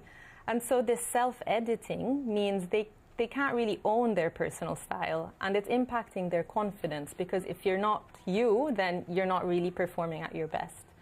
So what we're trying to do is really highlight the importance of personal style, highlight how when you own your style, you have the confidence to achieve whatever you want. And it can be a big goal, a small goal, anything, but really championing that purpose. We're just starting on the journey, so watch this space. But what we will do, and of course the approach will vary by markets to make it more relevant, but what we'll do is partner with women who have shown to have their personal style, who have stayed true to their personal style and really kind of continue to foster it and grow it and really progressed in life because of it. So, for example, I'll give you one example we're working with in the US. And we realized that the creative industry, for example, and it's funny because you would think the creative industry, it's all about expressing your own style, but actually even there, women feel like they need to dress in a certain way. So what we want to do is partner with some people working in the creative industries and really bring to the fore their stories. You know, how did they overcome the barrier, and how TRESemmé can help them, because what we want is to help women find their own style so they can feel confident to achieve. So that's so wonderful to hear, a true story of empowerment. Exactly, and it's like the reality of the world at the moment. So it is really something very, very meaningful that TRESemmé is helping people to be self-esteem and self-confidence with their style. So, as well said, Sara, we do have our individual purposes as well. So, do you feel that your purpose is connected to TRESemmé's purpose, or do you feel yourself it is connected with TRESemmé's purpose? Yeah, absolutely. You know, I think the reality of TRESemmé's purpose is something probably more as women. I don't know, Ulas, if you feel it as much, but, you know, we will have faced this issue sometime in our careers, whether it's even at university. You know, women kind of do feel this pressure. And I think for me, it's really important to work for a brand that I know I can help do something good, and I know I can it'll impact me personally, but also impact other women who have experienced it. So yeah, I couldn't be happier. I think it really resonates with me personally, but also with what I see with my friends, my colleagues. Definitely. That's so nice to hear. So, final question that we've got time for. If you had to summarise the maybe 3 or 4 key experiences that you feel you've learnt from in working for TRESemmé, what would those be for you? Yeah, I think really the big one is understanding the consumer insights and how we can cater to consumer needs. And as I was saying, you know, the brand is very different in different markets. Consumers' hair needs are very different. So really what we try to do at TRESemmé is understand what consumers need and how we can address it in the best way. And I think that's one of the biggest learnings I see, and especially because hair plays such an important role in women and people's lives. You know, we all know if you have a bad hair day, your day won't go really well. Doesn't happen for Ulash because he uses his TRESemmé He uses his hairspray, so never a bad day. When I'm out of my hairspray, I really have a bad hair day. You won't come to the office. No. Exactly, see? So, yeah, so, you know, working on a brand where, you know, you're really helping women and helping them find their confidence is truly interesting. And also, yeah, the fact that it's such an international brand. It's such a brand with strong heritage. You know, it was founded in the 1940s. It has a really strong entrepreneurial spirit. Our founder was a woman. She was championing for women rights in the 40s when, you know, women were not not at the forefront. She was on a cosmetology board, so she was really pioneering that. Wow. So we're trying to bring that spirit and maintain her power through. Exactly. Oh, wonderful. Well, thank you so much, Sara. It's been honestly so lovely to speak to you today and to hear more about TRESemmé and its purpose and the power that it will take going forward. Thank you. Thanks so much. Thanks again, Sara. I'm sure all of our participants will also agree that that was another really fantastic session. So our next session will be all about purpose, and we'll be joined by a real-life gamer and all about the Metaverse. So we'll see you very soon at 2 p.m. local time. See you.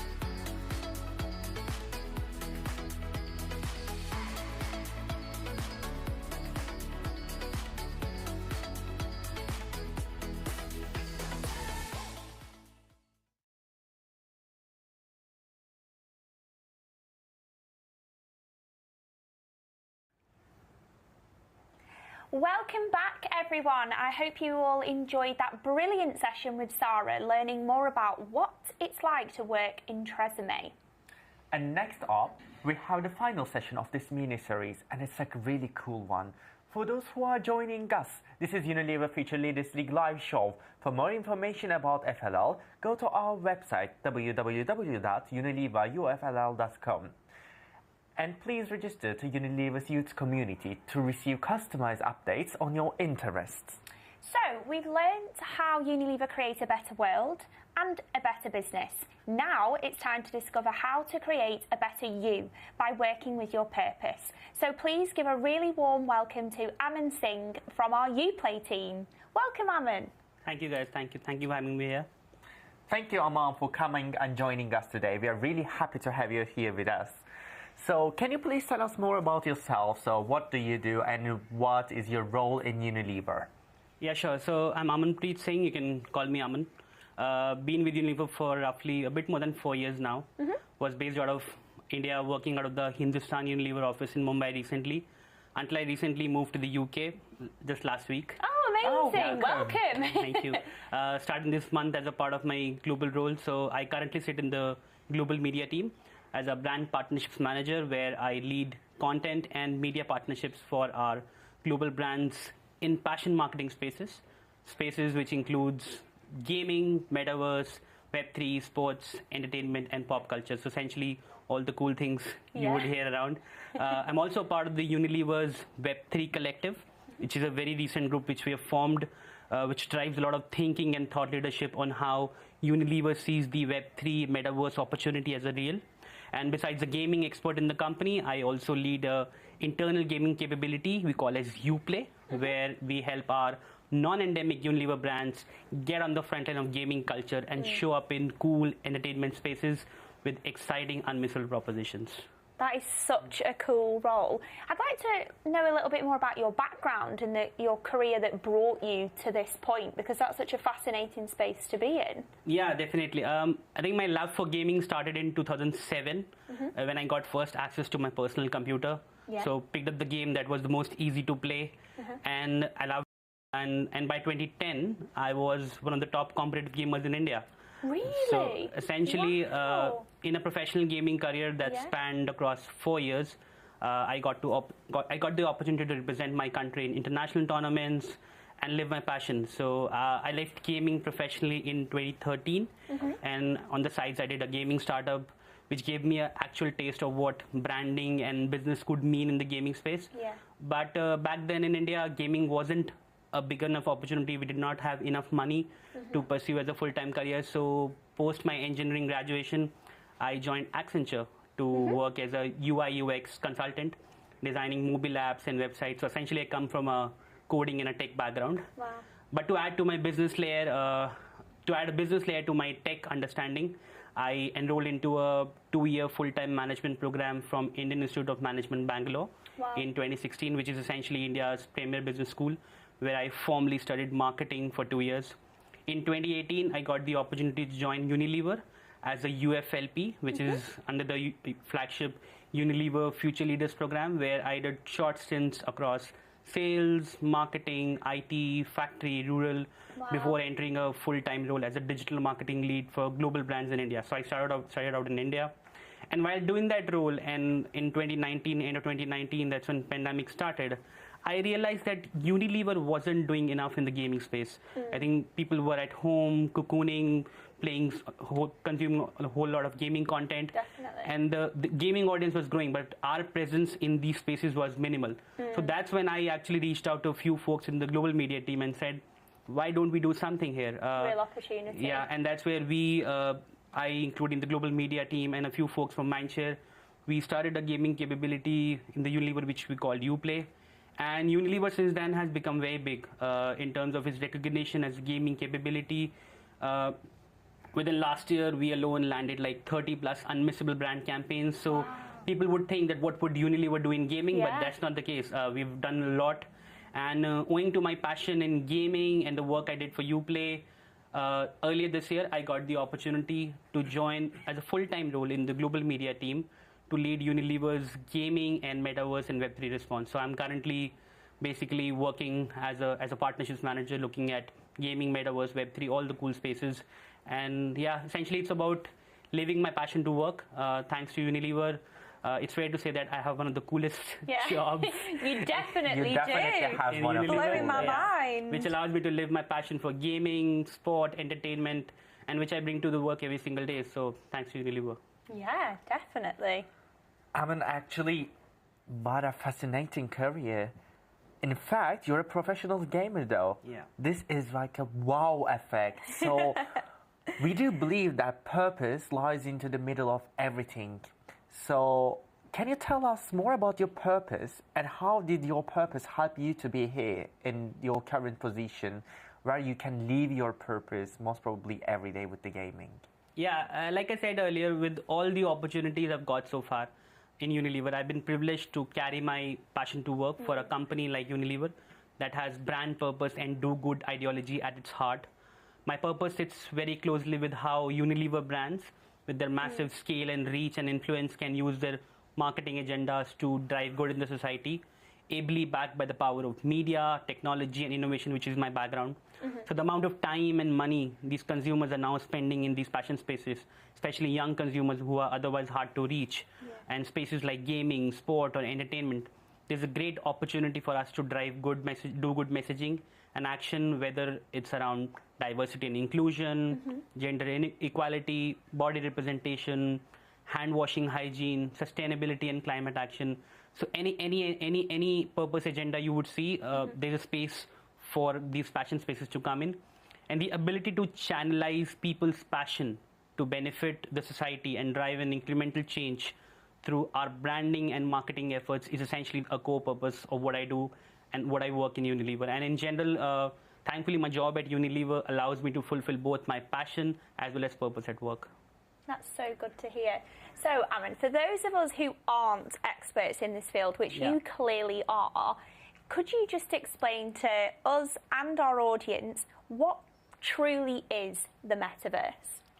Yeah, it's actually a funny term, and it's a very hard one to define. It's often abused a lot in the way it's used. Like, it's a very broader term as Metaverse, because honestly, there is no one single definition to it yet. And everybody is like kind of modifying its meaning to what suits them the best. But in layman terms, if I had to sum it down, the Metaverse refers to a network of highly immersive virtual worlds, which people can gather, play, socialize, work, get married, trade as virtual versions of themselves, which we typically call as avatars. So these virtual worlds combine elements of gaming, augmented reality, virtual reality, and social networking to create multi-dimensional spaces and digitally enhanced physical experiences. And like Web3, which is essentially the infrastructure on which Metaverse is built, Metaverse is decentralized, and these virtual experiences, these identities and possessions across devices and channels are what make the Metaverse what it is today. So in a more simpler term, Metaverse is not equal to virtual reality. So every time you see a Metaverse photo, you will see a headset, an Oculus headset on. That's not. A lot of the Metaverse currently sits on your mobile phones, on your laptops. And Metaverse is not equal to Meta. Essentially, there are many partners out there who are kind of building the Metaverse of tomorrow. Metaverse has not yet arrived in its full form, but we are beginning to see traces of it. Gaming is one of the biggest use cases of Metaverse because that gaming has the kind of reach. There are more than 3.3 billion gamers out there in the world. And there are platforms like Roblox who have like more than 40 million daily active users. So essentially, this is the place where people are playing, they're spending time, and gaming essentially is one of the biggest use cases of the Metaverse. And then there are more spaces like Decentraland, Sandbox, and more open 3D spaces where people have kind of now started to get in. But the true Metaverse is yet to arrive. There is no one single Metaverse. A Metaverse is a combination of different virtual worlds tied together in the future.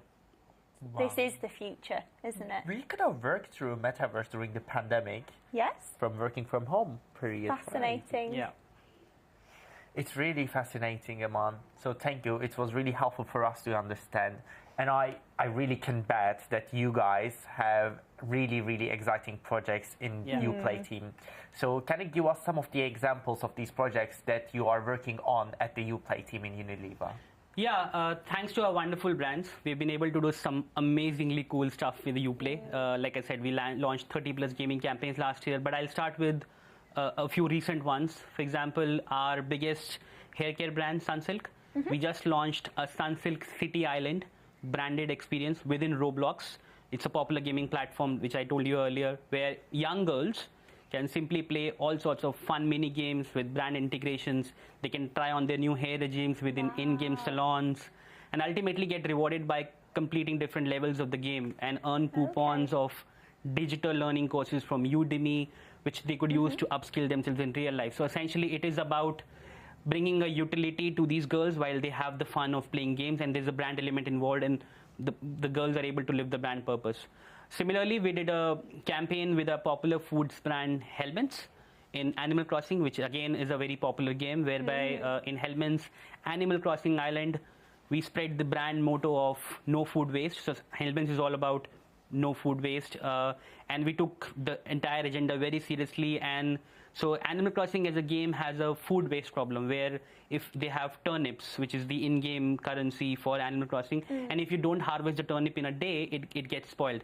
So what Animal Crossing did was that for every turnip that could get spoiled in the virtual world, they would donate a free meal in the real world. Wow. So essentially, it's about changing the people's habit around how they look at food waste. And when we did a survey after the game and after the campaign, we saw 84% of the people who actually played the game realized that they need to change their food habits. And as a result of this campaign, we donated over 100K meals in the real life. So essentially, this is about doing good in the society through gaming. And we have some of the biggest brands like Dove, who are kind of starting to use gaming and Metaverse as a way of how young girls and women are represented in these virtual worlds. So body representation, body confidence is a big thing. So they are piggybacking heavily on their concept of real virtual beauty. Recently, with another deodorants brand called Rexona, also called Degree and Sure in some other markets, we hosted the world's first Metathon, where in a Metaverse platform called Decentraland, we actually asked people to run. And because it's a virtual platform, anybody, whether they're differently abled, whether they're on a wheelchair, they could actually compete in that marathon. So essentially, the message which we're trying to bring is that it is all about movement, it is all about diversity and inclusion, it is all about taking everyone along in the virtual world, because there is a case where in the real world, there are a lot of things that don't work as we expect. But as we move to the virtual world, it is the responsibility of our brands to do good and make sure these kind of different kind of individuals and ethnicities are represented well in the virtual world. So there's a lot of tons of stuff happening in Uplay, where besides purpose, we're also looking at ways of how we can bring gamification of Unilever brand products presence in daily consumer lifestyle habits. So essentially, you can look at if you're playing a game or you are streaming a game on Twitch, how in a click of a single button you can order your best Magnum to eat. That's the kind of integration we're looking at, because we don't want people to go into a separate app, order the ice cream. So essentially, it's about just being there where the consumer right now is. And gaming, Metaverse, these are the platforms where consumers are spending the maximum time, and hence that's where Uplay purpose is, and that's what we're doing with brands. So there's a lot of work happening, and there's a lot to come. Amazing. Yeah, it's fascinating to hear about, and I love that element of bringing equity to the forefront as well, and being able to achieve that of what we can't in the real world today. So that's really interesting. Such innovative and pioneering space to listen to somebody speak about. It's so interesting. So this next question will be no surprise to you. We talk a lot about purpose in Unilever, and it's obviously lovely to hear how you've been able to live your purpose in your role at Unilever. For those in our audience that are listening, that are at the start of their career journey and maybe discovering what their purpose might be, what would your advice to them be in how to navigate that and how they can find purpose in what they do? I think I would simply say that there is no need for you to be a professional gamer to get into gaming. I think gaming is a sport which is everyone here is a gamer, irrespective of the age, gender, where they belong to. All you need is passion and hunger to learn. And when it comes to, for example, the Metaverse, nobody's an expert yet. This is such a new space. Nobody had heard of this term Metaverse like until last year, December. So nobody's an expert yet, and everybody is learning. For you, you just need to get on the front line motto, the way we at Unilever do. Experience the stuff for yourself. get into those environments, play a game in Roblox, do something, visit a virtual exhibition, visit Decentraland, get into Minecraft, or simply watch an AR filter or a movie which is more 3D, like basically experience stuff beforehand, get in there and try to formalize what are the different opportunities, follow the right people on LinkedIn, follow the right people on social media so that you get updated, because reading theory won't help. That's my personal, unless you get into it, unless you've experienced it yourself, you're able to articulate your problem statement and then you're able to get on. So true immersion. Yeah, that's the true one, and that's why we do get on the front line. This space is all about getting on the front line. Reading theory won't help. Yeah, and not being afraid to fail fast, like you said. Yeah. No one's an expert in this space, so it's a really exciting time for everyone to just learn together, really. Yeah, exactly. So yes, that is such great advice. I'm just absorbing it all, to be honest. It's such a fascinating topic. I wish we could spend more time with you, but unfortunately we are out of time today, so hopefully we'll be able to speak to you a little bit more offline. I'm sure that Ulas would want to as well. So it's been an absolute pleasure speaking to you, learning all about this topic, and yes, I'm sure our audience also found that absolutely fascinating as well. Thank you again, Aman. Thank you. Pleasure to be here. So, for all of the audience, stay tuned. Next up, we have our awards announcement for the winners of challenges set to our teams.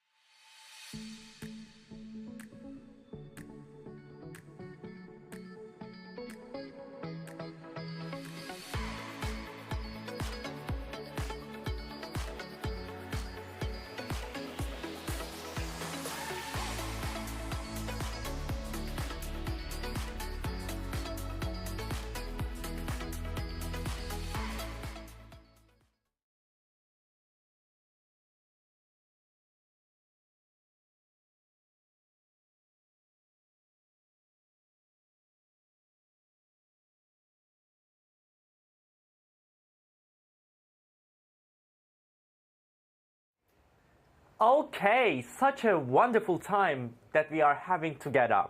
I feel really energized after hearing more from our speakers. Don't you feel the same, Ellie?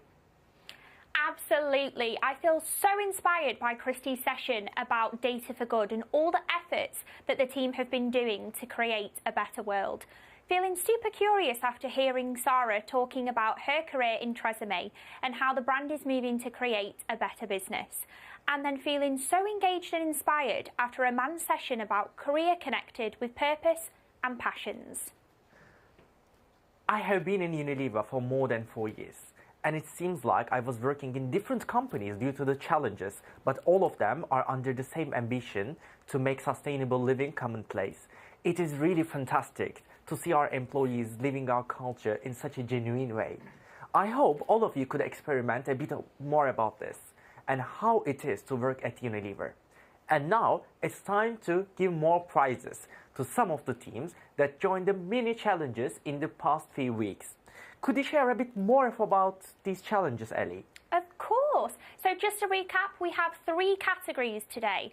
All of our teams were invited to join weekly mini challenges and share their actions and thoughts about purpose, power and brilliantly different together.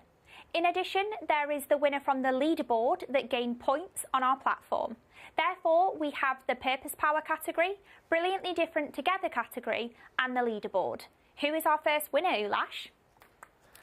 So, the first mini challenge category is called Purpose Power.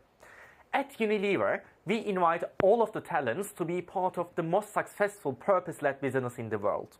Be empowered to make a positive impact by bringing your purpose into action. Purpose is something that guides us, is part of who we are.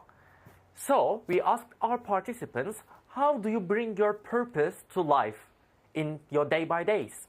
The winner of this category will win a mentoring session with a Unilever senior leader from a function that they are interested in, starting their careers.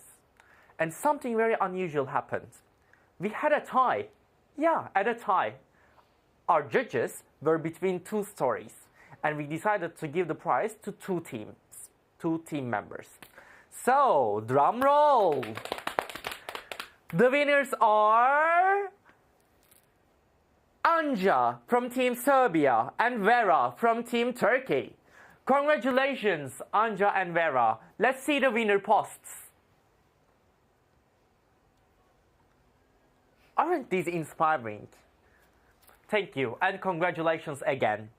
Your CEO will be contacting you in the upcoming days to schedule these amazing mentoring sessions with a Unilever senior leader. And now, what's the next award, Ellie? Congratulations again to both of you. It is indeed a powerful purpose. Thank you so much for sharing with us, Anja and Vera. The next category is Brilliantly Different Together. We often acknowledge at Unilever that our world-famous brands are totally different. And as people, so are we. We encourage everyone at Unilever to bring their real self to work. Here, we combine our differences to achieve greater things. We asked our participants which Unilever brand resonates most with them and why. And I was so delighted by so many great stories that we have seen. Thank you so much for sharing them. Now, the winner will be winning a gift voucher, and that winner is Debrup Padar from Team India. Congratulations, Debrup. So, now on the screen you can see the award-winning post. Fantastic. Huge congratulations to you, Debrup from Team India. Our team will be contacting you in the upcoming days. Wow, such a wonderful day so far. And I can see that all our 5 teams have already presented in the grand finals to our judges. And I'm so excited to hear who is the 2022 UFLL winner. But before that, let's see the last winner of our leaderboard challenge. Over to you, Ulash. Thank you, Ellie. So our next and last award will be for the leaderboard. For those who doesn't know about the leaderboard, all of our UFLL participants have exclusive access to a platform. Besides career content from Unilever's brands and leaders, we also included a gamification as a part of their experience. Therefore, they were able to collect points that contributed to their ranking on the leadership board. The third, second, and first place will win an online gift card, already topped up with a different amount depending on the positions. And the third position goes to Yepo from Team Malaysia. Congratulations, Yepo from Team Malaysia. Amazing, fantastic, a huge congratulations to you. And now moving to second place, it goes to Kai Leong from Team Malaysia. Huge congratulations to you, Kai. That was incredible. Thank you and congratulations again. And now, moving to the first place. So, drum roll again. The winner for leaderboard is Nadia Hendrevan from Team Indonesia. Well done, Nadia, from Team Indonesia. Incredible, and again a huge congratulations to all our winners. So we have Anja from Team Serbia, Vera from Team Turkey, Deborah from Team India, Yi from Team Malaysia, and also we've got Kai from Team Indonesia. We are getting close now to finding out the final winner, and I heard that the judges are doing the deliberation right now. We will hear a few words from them in a couple of minutes, so see you at 3 p.m. time in the UK to find out the winner. See you soon. See you in a few minutes.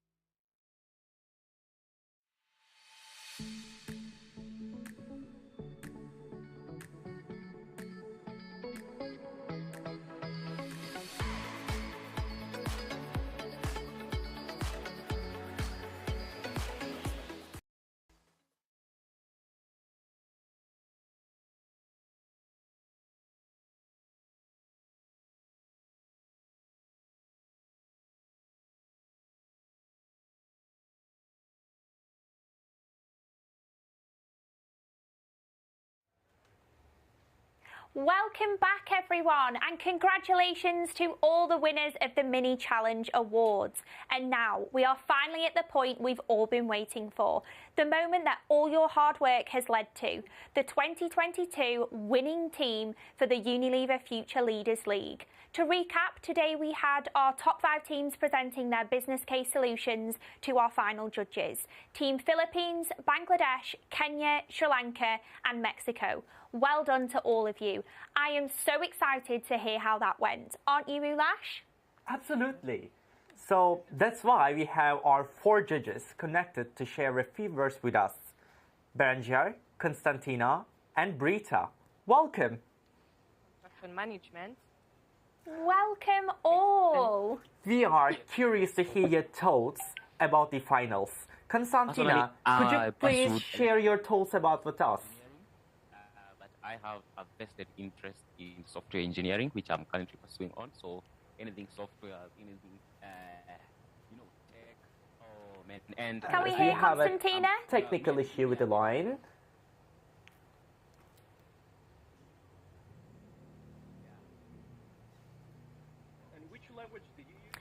Sorry, Konstantina, could you try one more time for us?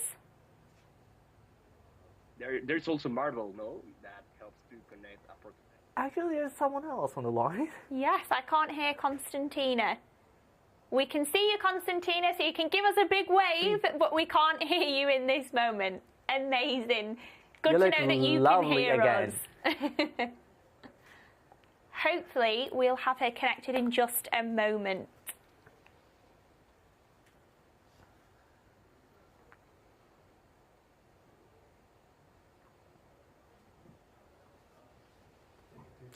So whilst we're waiting, let's just recap and talk a little bit about the day so far. So Ulash, which was your favourite session out of our Better World, Better Business, Better You sessions? Actually, this is kind of a really hard one, Ellie, because I really love how data for good team is really handling the data, and they can use their capacity to flex to help for the good. It was lovely to hear about the external impact as well that the team were having. Yeah, and they're not only working with Unilever, they are also working with charities and with our external partners. So that was really, really impressive for me. And of course, it is like awesome to work in TRESemmé. So oh, absolutely. So nice to hear about our brand sponsors for the event as well. But also a man and all about the Uplay, a professional gamer, hearing all about the Uplay team. That was honestly for me a complete learning experience. Actually, Ellie, what I loved about is Aman is literally living his purpose every day when he comes to the office. That is amazing, isn't it? Exactly. And I thought it was really nice for him to explain the Metaverse, particularly for people that just haven't really had any exposure to the Metaverse so far. So it was really interesting to hear that from what I'm going to label an expert. Exactly. And it was really interesting to know that you can even get married in Metaverse. Yeah, that was a big shock for me. Exactly. And what about our session with Alan? That was such a fantastic hour that we spent with him. Alan is always inspiring and impressing, isn't he? So, I mean, his stories, he's like, we already heard about the 4 things that are important for Alan, and how he decided to become a CEO of Unilever, considering all the impact that we are doing to make sustainable. Okay. Amazing. I think we might have Konstantina back with us. We'll give it another whirl. Konstantina, can you hear us? I can hear you loud and clear. Can you hear me? Yes, amazing. We can hear you. Fantastic. Hi, so great to see you. Lovely to see you. Konstantina, could you please share about some insights from you about how did you like the UFLL 2022 and what was your insights about the teams as being a judge? Oh, what an amazing experience. Honestly, guys, we were discussing with the rest of the group of judges that this has been such a breath of fresh air to see those things, the passion, the knowledge, the understanding of our brand, of our consumer. It was so exciting to be part of this adventure. We, on behalf of all the judges, we wanted to thank all the teams for all the efforts, for all the excitement and for the amazing insights that they brought to all of us. It is so refreshing to be reintroduced to your brand and remember why it's such an amazing product that we have in TRESemmé. So big thank you. Thank you so much, Constantina. It was lovely to hear about your experience in UFLL 2022. So I'd love now to hear from Britta. Fingers crossed we've got Britta on the line and we can hear her loud and clear. We'd love to hear a little bit about your experience of being a judge this year. I just have to say, wow, you all are such a gift. You're a gift to us, you're a gift to Unilever and to TRESemmé, because the fresh thinking, the deep understanding of the brand and of the people, their pain points, what the value of having a great hair day is, was so real, and it was such a wonderful thing to hear it come to life through you. The product innovations, my goodness, it's like we have a pipeline of things to consider for the future, how it comes to life, the sustainability of some of the elements. And I really, really applaud you for bringing sort of the cultural impact of the way of bringing the sort of sizzle and the news and waking up the world to a new day on TRESemmé. And at the end of it, your confidence, the poise, the design elements that you brought through, it's absolutely incredible what you were able to bring to life today. And I just have to say from all of us, a massive thank you. It truly is a gift. Thank you, Britta. Fantastic. It is lovely to have you here with us. And moving to our last judge, this person should not be a stranger to anyone, as you have had an exclusive session with her. Bérengère, how was your experience? Did it meet up to your expectations today? Hi, everyone. Well, it was way above my expectations, I must say. It's more than met it. When we met like 1 month ago, I was the one trying to explain you the brand, really. And I think today you explained it to me, but you did even more than that, because you really pushed the brand further. Constantina was really saying it's so refreshing to be reintroduced to our brand. But I think I really had the feeling this morning to be in one of the brand team discussions we have and really try to see how we evolve the brand further, how we make it future fit and all of these. So thank you so much for all the insight you brought into it. I think your brand understanding has been absolutely impressive. But even more than that, the connection you brought to be consumer-centric and the way you really went on the front line, as we say in Unilever, to understand consumers, to understand what are salon insights, to see how we could best answer consumer needs was really, really impressive. So thank you so much for the hard work you put into it. I really had the feeling this morning that we expanded the brand team with new members in it. So thank you so much for that. Wow, so amazing. Congratulations to all the top 5 teams again. And while Ellie and I have fully enjoyed the past few days hosting this event, we would like to invite Constantina and Bérengère to this very special moment to announce the winners. Constantina and Bérengère will be joining our virtual stage from New York. But before that, there is a huge thank you that we need to send. So thank you to our CEOs, Keshavi, Dinesh, Patty, Mercy, Sanka and Nikki. That was lovely to have you helping our teams to energize. Meng and his team who have worked us with all the way from Singapore. Thank you. Sharissa and Mel, thank you for all of you for helping us in the social media while creating these beautiful contents. Tech team from bringing this to life, Merit, Dan, and all Dutch and Brit team, a huge thank you to you too. The TRESemmé brand team, starting from Bérengère and Sara, it was lovely to be sponsored by TRESemmé this year. The Flex employer brand team, Bea, Emma, Kate, Yashvi and January, thanks a lot for making it happen. And all judges have been joined to semi-finals yesterday. And the whole employer brand community to help us with the local rounds to select our 23 amazing teams. And a huge thank you, a very big one, to my co-host Ellie. So thank you all of you who have joined and participated to make this year's UFLL in a reality. So over to you, Konstantina. Okay, are we ready? We are ready. Over to you, Konstantina. Do we have drum roll? Okay, excellent. So in third position, the amazing, the wonderful, the breathtaking team of Philippines. Congratulations, Philippines.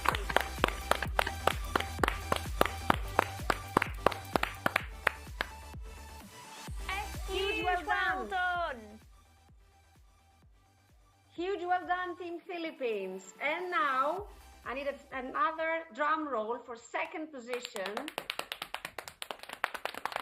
Guys are pros. This is amazing. So in second position, the unbelievable, the super exciting, amazing team of Sri Lanka. Well done, Team Sri Lanka.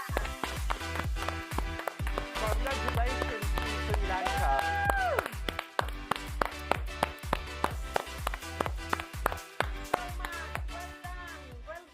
Philippines and Team Sri Lanka. And let me now hand over for the big winner of this year's Future Leaders League competition to Berenger. Over to you, Berenger. Thank you. Thank you so much. I'm actually like in the suspense moment. I'm like, should I say it or not? So first I wanted to congratulate Philippines and Sri Lanka. Thank you so much, guys, for your super strong thinking on the brand. And it's indeed the time to announce the big one. And the big one really, what made the difference is how strongly you put back the salon heritage of the brand at the center. So we are very excited. Should I say, like, I don't have the drums now. What's happening? Thank you, guys. Thank you so much. So the winners that, by the way, will be awarded an ultimate and uniquely Unilever experience in our headquarters in London, just to make a bit the suspense and the pressure comes higher. I'm so thrilled for you guys. Like, just put back the drums and everything again. So the final, ultimate, impressive, super strong winner of this year is Bangladesh. Woo! Well done. Really.